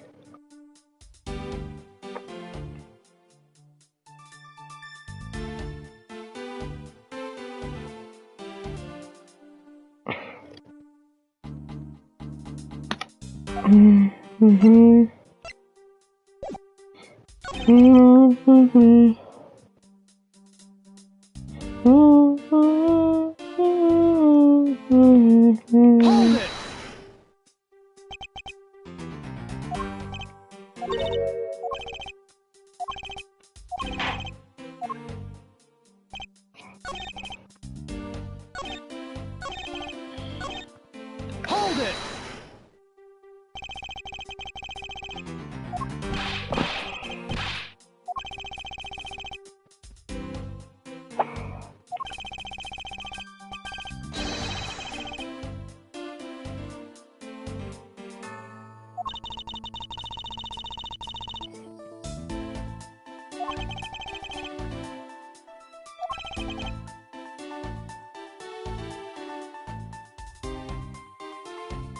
Hold it!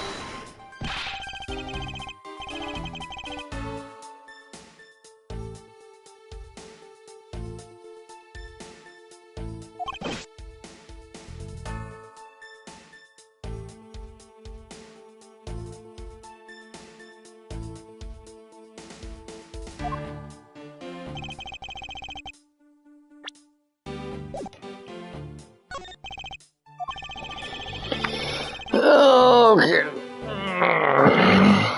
Let me think about. Alright, big look at the evidence. Right.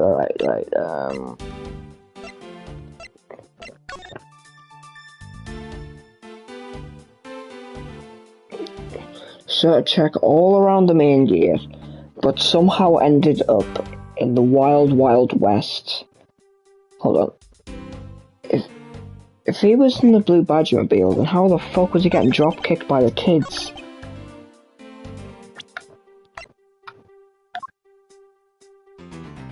Hold on. Objection! Oh, fuck me. Officer Meekins, I would appreciate if you didn't tell me such transparent lies. Sir? I'm lying, sir? Yes, you are. If you're really out there selling dreams with the Blue Badgermobile until recently, then what is it doing here inside the garage? Ah!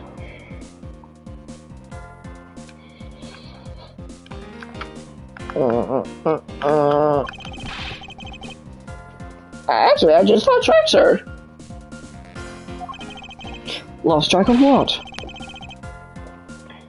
By the time I realized it, the blue Badgermobile was nowhere to be found, sir. Why? Sure, perhaps soon. That's when I came back to this area thinking maybe it was in the garage, sir. And that's when you found me, Mr. Edgeworth, sir. Likely story. Who do you think is going to buy such a convenient tale as that? And what exactly is so convenient about this story? The car getting stolen, it's completely unbelievable, even for a cover story. But I think we can assume the car was used alright to move the dead body. But what? He killed the victim at some distant location, Officer Meekins. And then he used the blue badger to transport it all the way here.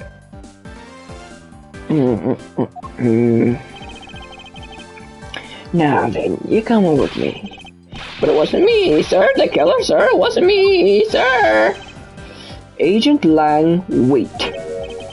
What do you want now? We still don't know where the real scene of the crime is.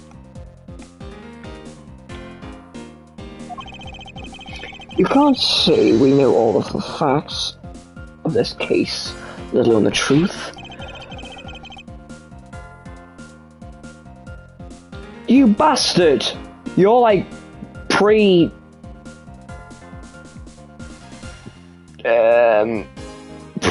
out goodbyes Edgeworth. Or pre-term out Samurai Edgeworth, to be exact. Where Maya was the one who killed her, and then all of a sudden, I think it was Phoenix. Yes, that does sound quite right to me. I told you, too smooth, I couldn't care less. Our job is to catch the crook. You'll find your precious truth after we arrest this guy and take him in. That's the job of you prosecutors in your fancy courts with your logic. As for us, we don't have that kind of time to waste. You boorish buffoon. I think you need to leave. What? We need to get the body to autopsy and you guys are getting in the way. You would interfere with another one of my investigations? Hey, now. Let's not forget who holds the actual authority to conduct investigations here. I'm afraid the one doing the interrupting is you, my ignorant little pretty boy. Now be a good fancy boy and get out of my sight. If you don't, I'll arrest you for obstruction of justice. Can I just fucking kill this guy? Okay, drop kick him, you're a thief already, you might as well.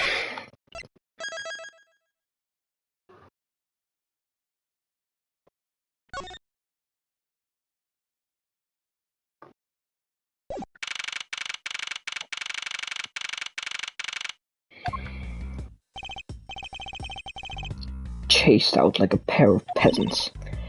Mr. Edgeworth? Yes, Kay? There's something even thieves should never steal. Do you know what that is? You really shouldn't steal anything, however, I'll bite. What shouldn't a thief steal? A life. It's too heavy of a burden on your soul to get away with, ever. That's something we can agree upon. Well said, Kay. No matter what we may try, murder is one crime that can never truly be hidden.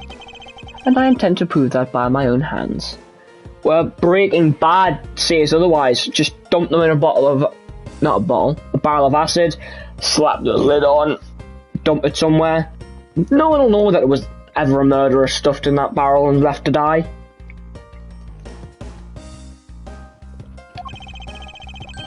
When I apprehend the murder myself. Alright, I'm gonna work extra hard to be a good assistant. Let's go.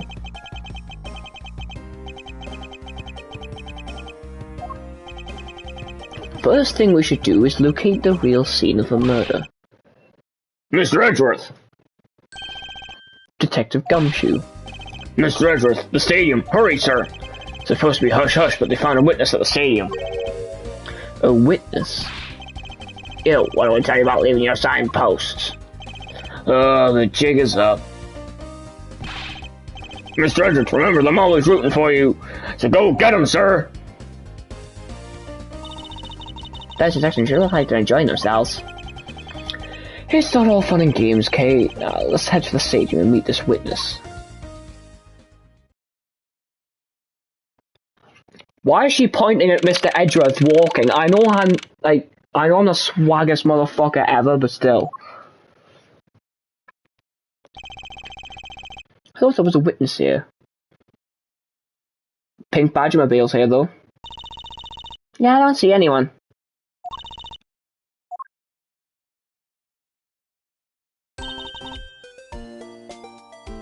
Emma?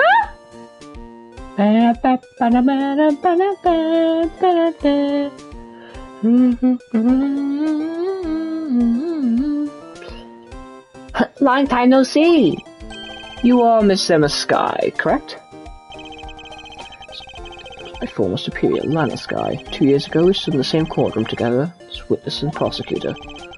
I thought she'd gone to Europe to study forensics. Can't believe you remember me, Mr. Edgeworth.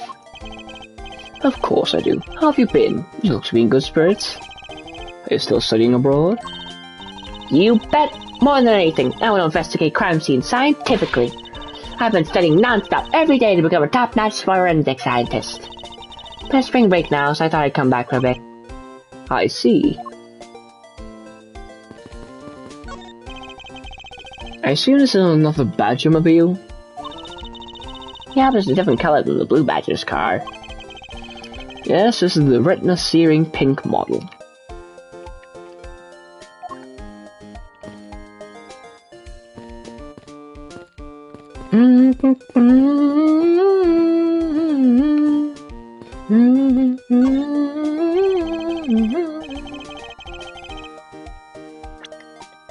She would be 18 now, yes?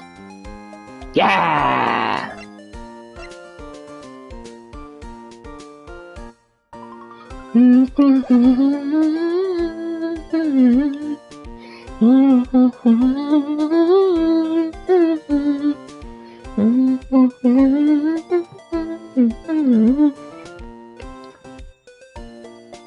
I almost didn't recognize you. You've really grown in these past few years. Please don't tease me, Mr. Edgeworth. I know I still have a long way to go. But I'm gonna be a super forensic scientist someday. You'll see. You seem to know Mr. Edgeworth really well. Are you two acquaintances? Oh, I forgot to introduce myself. I'm Emma Skye. Nice to meet you. I'm studying abroad now to be a forensic scientist. How about you? Wow, that's a great dream. My name's Kay Faraday. And I'm training to become an unstoppable great thief. A great thief? Don't think too hard on it, Emma. It's not worth the trouble. In any case, we have much to catch up on. You bet we do. So, why are you here, Emma? Well, I just happened to decide to come back home for spring break. And I heard that you'd come back too, so I raced on over here. I really wanted to welcome you back at the airport, but I just missed you. How exactly did you know I was here? That a DS?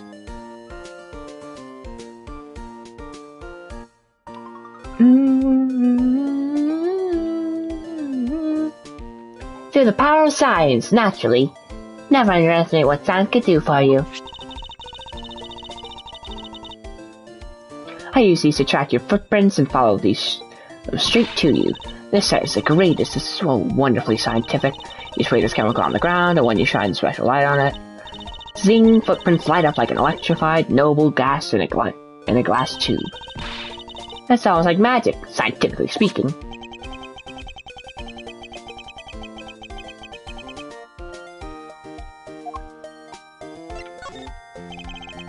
I'd like to ask you about what you witnessed. Huh? What are you talking about? Are you not the witness Detective Gumshoe told us about? Well, I did get a call from Detective Gumshoe earlier. He was back here yelling at me. Mr. Edgeworth needs your scientific doohickeys right now, pal, he said. So let me guess, there's been a murder, right? Yes, unfortunately.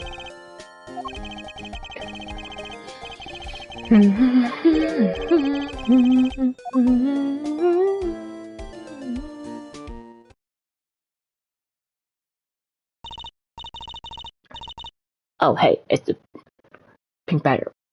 Badger, get...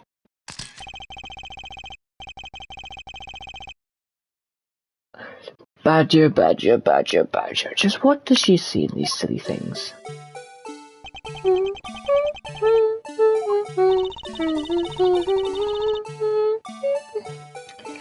Lifts up the head. Hey there, pal. I think this badger has something to say to you, Mr. Edgeworth. Are you by chance the witness I've been searching for? Aww.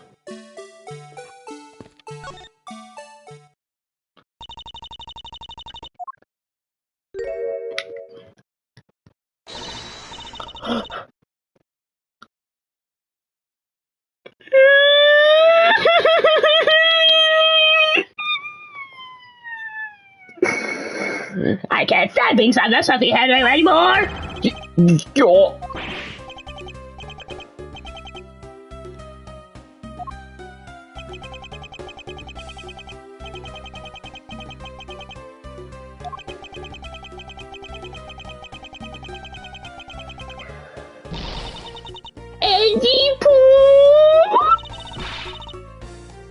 Why couldn't you understand what I was trying to tell you? I mean, really. I was trying so hard to keep the kids' dreams alive by saying a character, but you couldn't pick up on what I was trying to convey to you. I'm sick and tired of that roundabout way of talking. I'm just going to be direct.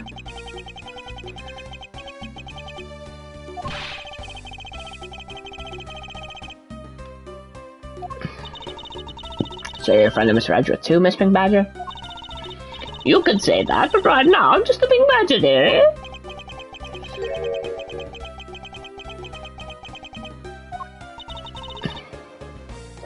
My name is Wendy Oldbag, but you can just call me Wendy, or Granny, or whatever suits your fancy.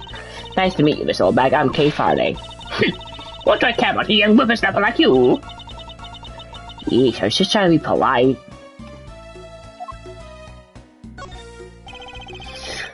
Weren't you a security guard at one of the Gatewater hotels the last time we met? Oh yeah, last time Edgeworth canonically met Wendy Oldbag was farewell my turnaround.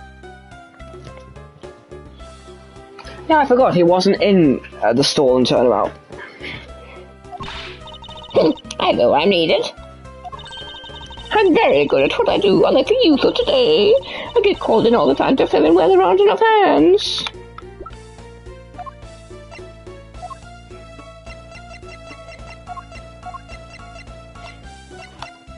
Hey there, pal. But enough about me, Edgy Poo. Enough about me, Edgy Poo. I'm thoroughly dejected right now. I finally got the chance to see you again, and here you are talking with two young girls. Men are all the same. It doesn't matter how old they can get.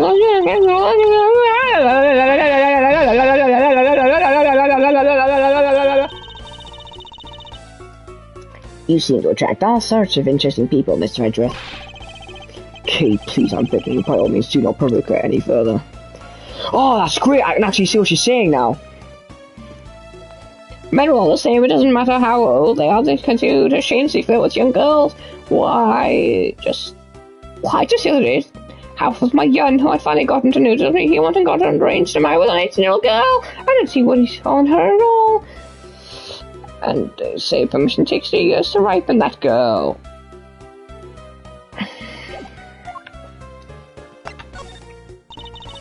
Aren't you forgetting about something, Mr. Edgeworth? This person could be the witness. I saw what happened. I even saw the exact moment it happened. How's that? So it's true, she is the witness. Yeah, so it's just a little while ago. Oh, I saw it happen right in front of me. The moment of the murder. You mean to say that you witnessed someone being killed right before your eyes? Sounds like a pretty important piece of testimony to me.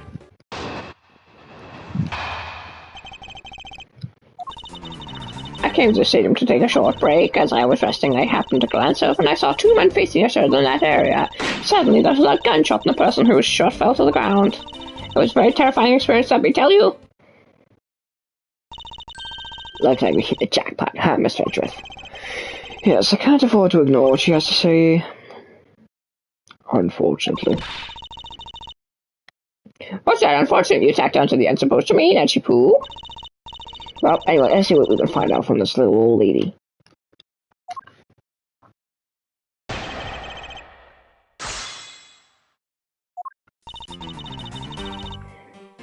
Hold it!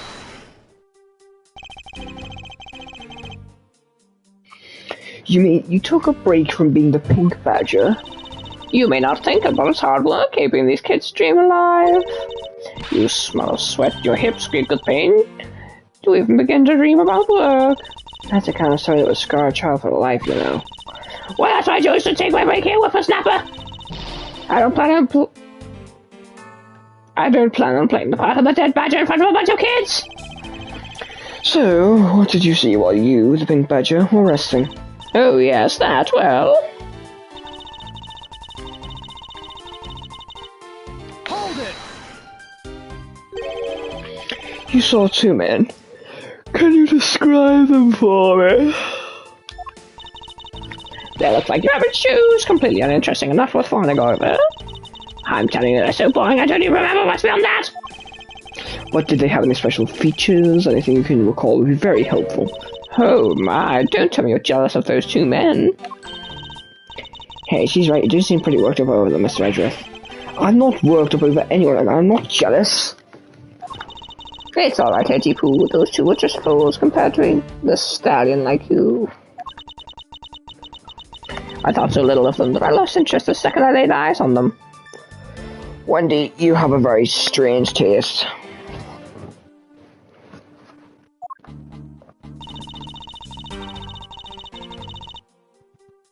Hold it! You're claiming to have seen the exact moment in which the murder took place.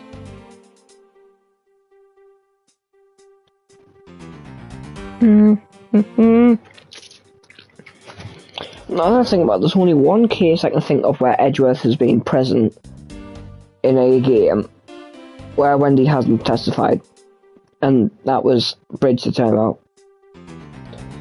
Just because it seems like every single game that Edgeworth is in, there's at least one encounter with Wendy Oldbag besides Trials and Tribulations.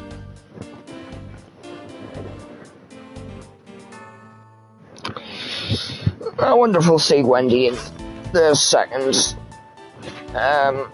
Ace Attorney Investigations game when we get to it. Just this case, the next one, and the next one.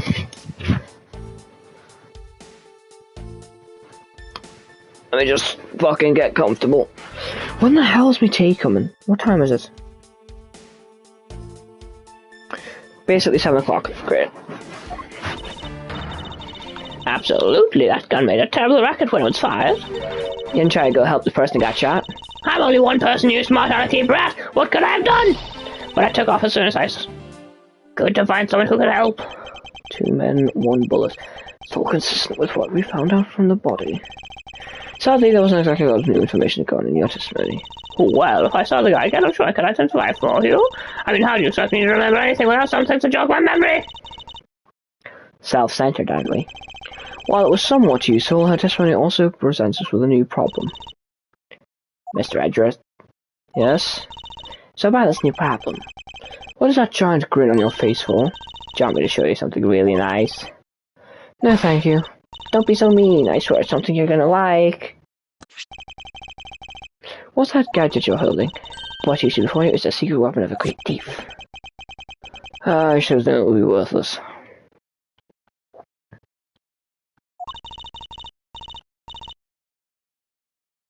Don't be like that. What the fuck? What do you think now? What is it doing? It's projecting something into the air. I'm going to input the necessary information around the simulation now. Once I'm done, I'll increase the size of the projection to its maximum size. Dark skies of evening, what other...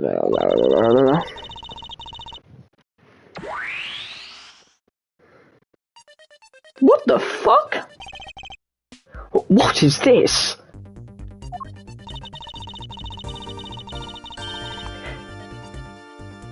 This is a recreation of the murder vessel, and I put it into Little Thief. The Little Thief? I dare say I think you're taking the Robin Hood thing a bit too far. Little Thief is actually meant to be a simulator for me to plan my thefts. But I suppose if I use it like this, let's see, my soul backs out, the 2 men were facing each other, and then a gunshot rang out, the victim fell to the ground. No! That's what the crime scene was in the past. See? So what do you think? I have to say, I'm impressed by the technology thieves have access to these days. Well, it is a super secret weapon of the mighty Gallagher acid. Indeed. Oh, if there isn't enough information or if something's out of place, the recreation could come out a little strange. Nonetheless, I can use this to authenticate the validity of a witness's testimony. You got it. You really catch on quick, Mr. Edgeworth.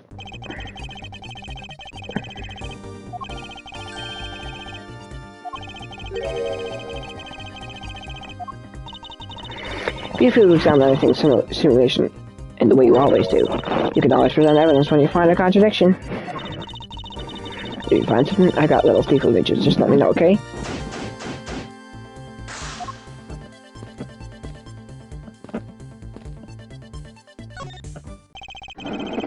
So the victim fell to the ground here. That's right, but if that's the case, we've already found our first contradiction. Huh? What? Where? This is the real thing of the crime. There's something missing that should be here. Blood.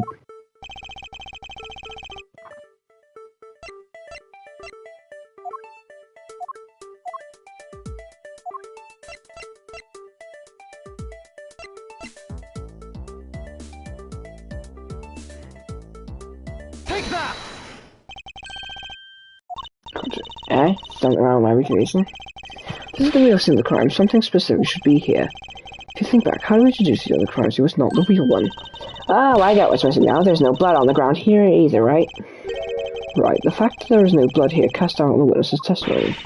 Reggie Pooh, how could you doubt me like that? Are you calling me a liar? I know what I saw. I saw the victim get shot down. Yeah, I don't think she's lying, Mr. Edgeworth.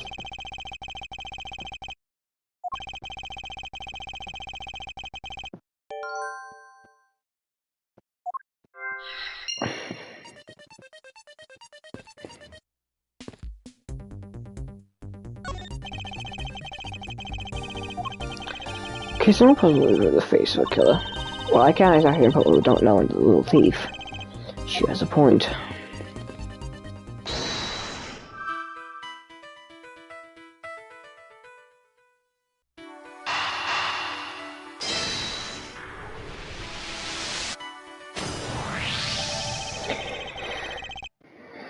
Is it not possible that the victim's wearing a costume?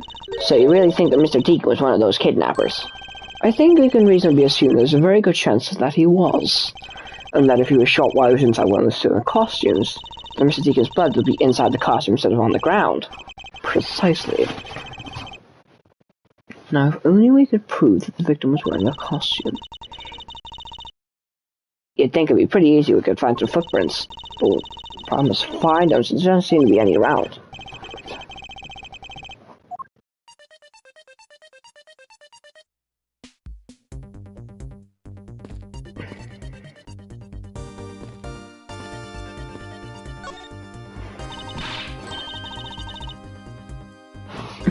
This is amazing. Just feel the power of science. Emma, about that method you were talking about for finding footprints.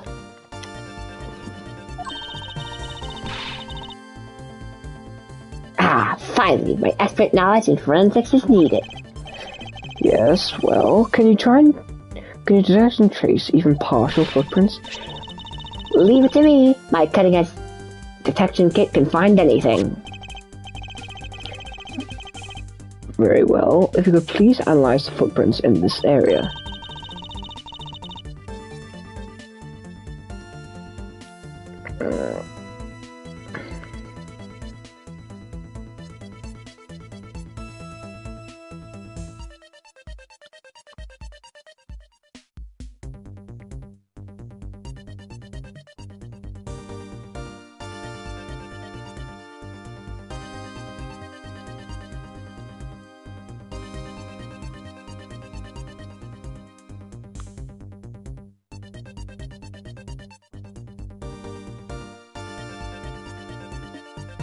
Sorry, I'm picking my lips.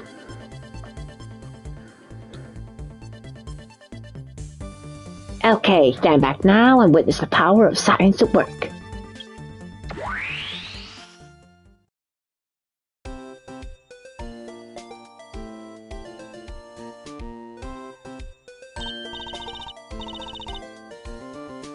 Hey, I found something. Look right there. I don't see anything. Oh, that's right. Here, put these special glasses on, Mr. Edgeworth. These footprints here were definitely left by a badger costume. Judging by the way these prints are layered, those seem to be the newest.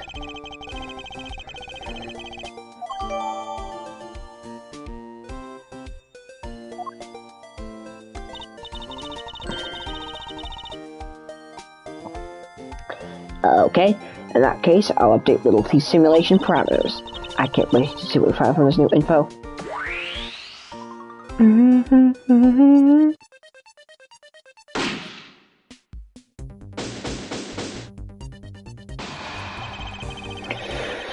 So the victim was wearing a costume when he died. And with that, we shall be one step closer to the truth. Right? I see the recreation has changed in the court. This was the new information. Very reclusive. Now something else has caught my attention.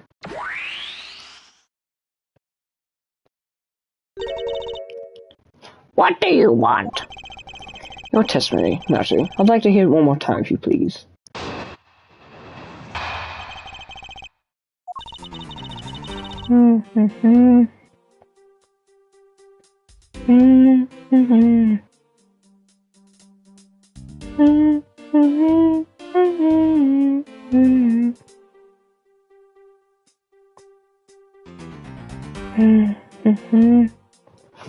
I came to the stadium to take a short break. As I was resting, I happened to glance over and I saw two men facing each other in that area. Suddenly, there was a loud gunshot and the person who was shot fell to the ground.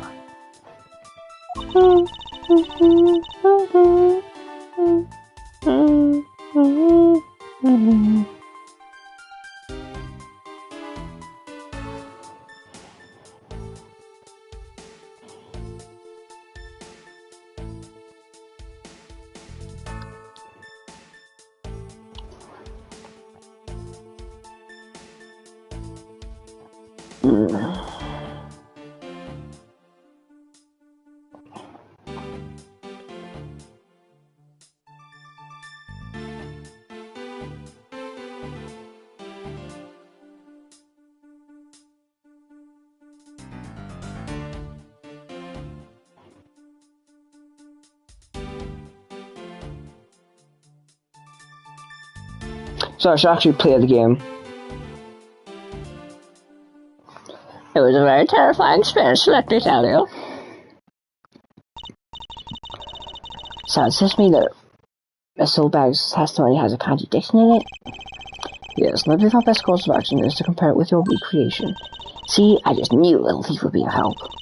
Now let's see if we can pull more information from Miss Oldbag to put in the recreation. For that, we must first find the contradiction in her testimony.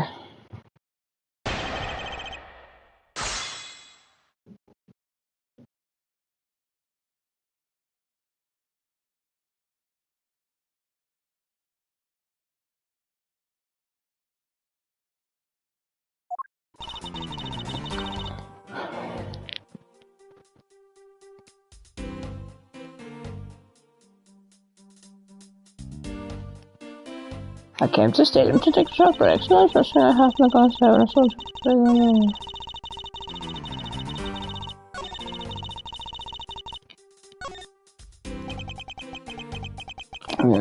There's a recreation. Contradiction sounded like a giant sort down. Precisely, this is all becoming clear to me. So should some well-presented evidence and get this over with.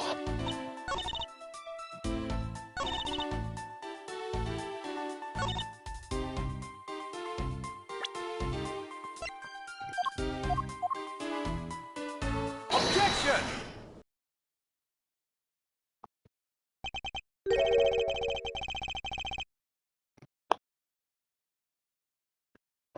Two men? How did you know the gender of the two people involved, seeing as how the victim was wearing a costume at the time?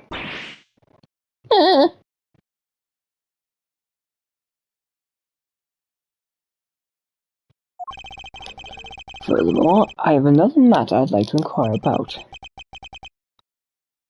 I'd very much like to know why you failed to mention the costume in your testimony.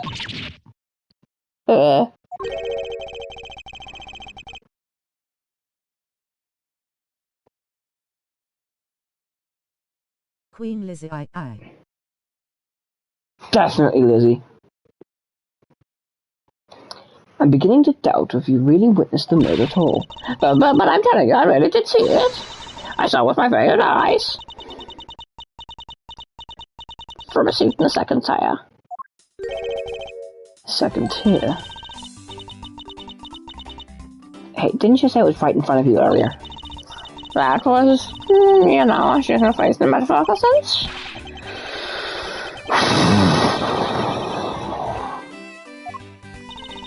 The cushy seats in the second tier.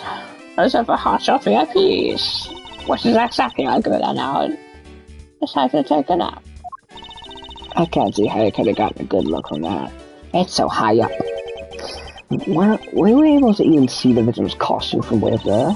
Well, I know I saw two people, but I couldn't really see what they looked like because they were in the stage's shadow.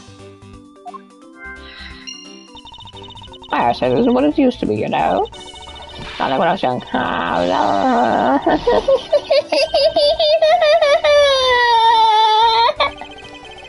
Let's return to our investigation, shall we, Kay? You got it.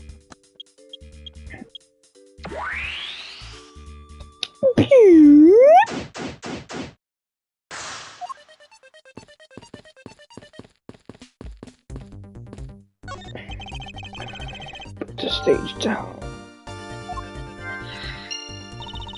I guess this means they're done for the day. Well, maybe it's because a different show is scheduled to start its run tomorrow. Ella! Ella! So the victim is in a costume. Self-contained information I input. Little Thief will recreate more than just people. So investigate away. We may even find more info with which to make a more accurate sim. Alright, sounds like a plan. Look at the tiny footprint! A little tiny toilet. Look at the little tiny toilet! Hi, Emma.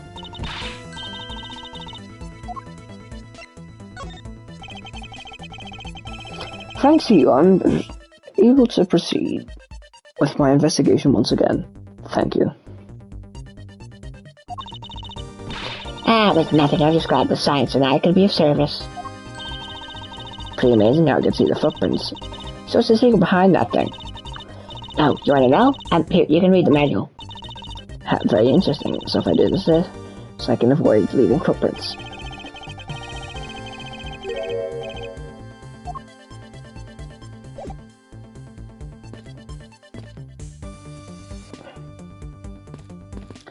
Are you okay there, sir? Hey.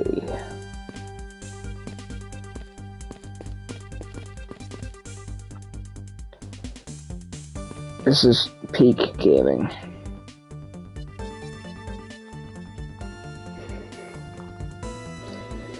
Hello.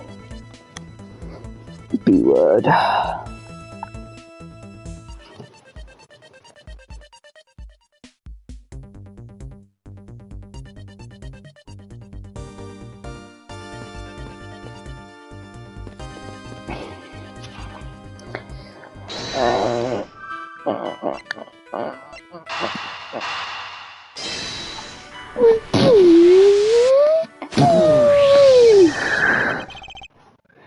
If that woman's testimony is to be believed, the murder occurred before the stage was broken down.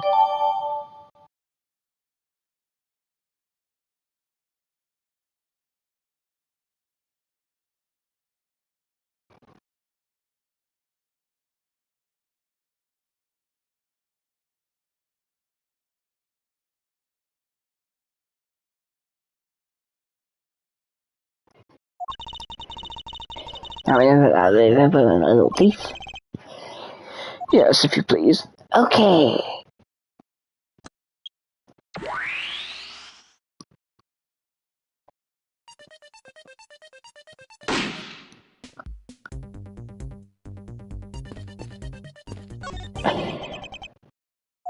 There's clearly a contradiction here. Please stop stealing my lines. Oh, come on. It wasn't that hard to see it coming, even for a layman like me. I suppose. In any case, it's not possible for the killer to have stood here in that way, because there was a very real stage set up at the spot at that time. Yeesh, I told you, God, I don't. Do you feel the need to explain everything? Yes, well, in any case, we still need to resolve this unusual situation. Isn't it obvious? The killer was on top of the stage, naturally. Right, Miss Oldbag? Yes, I remember that. The killer was standing on top of the stage. See, now I have to the info on the simulation. Nope, that contradicts evidence. Ow! Ow! Ow! Ow! Ow! Ow!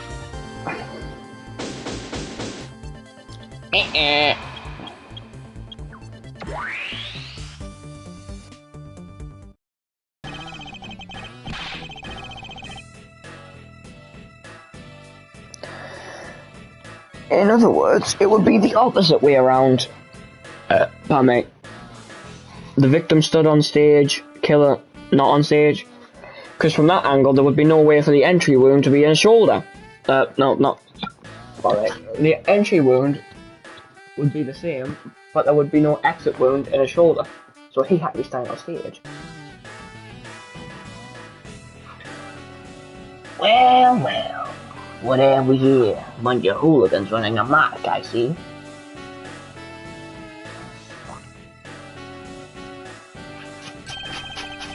Agent Lang, how nice of you to join us. Well, I can't have you going around messing up my crime scenes. Agent Lang, we've discovered the real scene of the murders here, the stadium. I see. Thanks. For what? I'm just trying to show you my appreciation for all the time you saved me. Who knew that such a strange little toy could recreate a crime scene like that? Little Thief is not a toy. You two. Sir!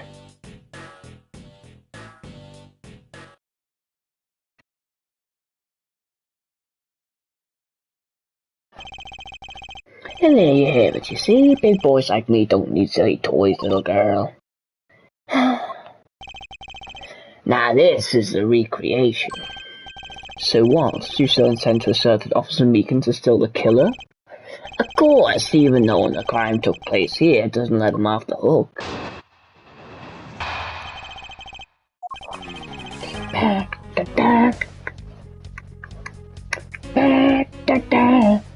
This is the real scene of the crime. Officer Meekins lay in wait for the victim on top of the stage. When the victim finally showed, he shot him from on high. That's the truth the old recreation showed. How far will you go to accuse Officer Meekins of the crime? He's the most likely suspect we got, especially given the situation with his gun. Well, even if he is the killer, at least my recreation was on the mark. You see, thanks for understanding, my little crow. I'm not some common crow.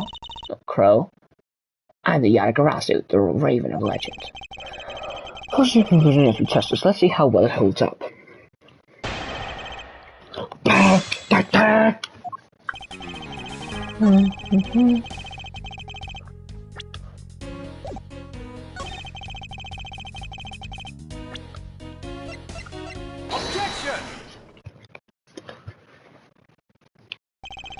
I'm terribly sorry, Agent Lang.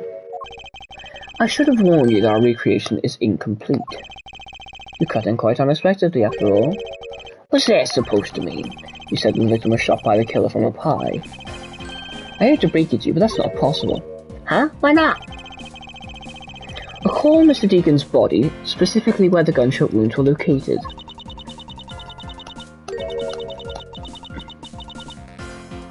Actually, I didn't get that good of a look. Oh, well then. The bullet entered Mr. Deacon in his abdominal region and exited his right shoulder. This is more consistent with an angled shot from beneath the victim. Then, yes, our recreation had the victim being shot at an angle from above. A clear contradiction. Ooh, tea time.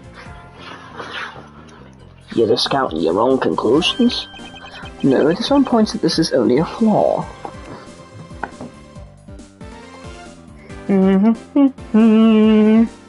Well, tea time, so I'm gonna go downstairs, get my scran, say goodbye, and then end the stream.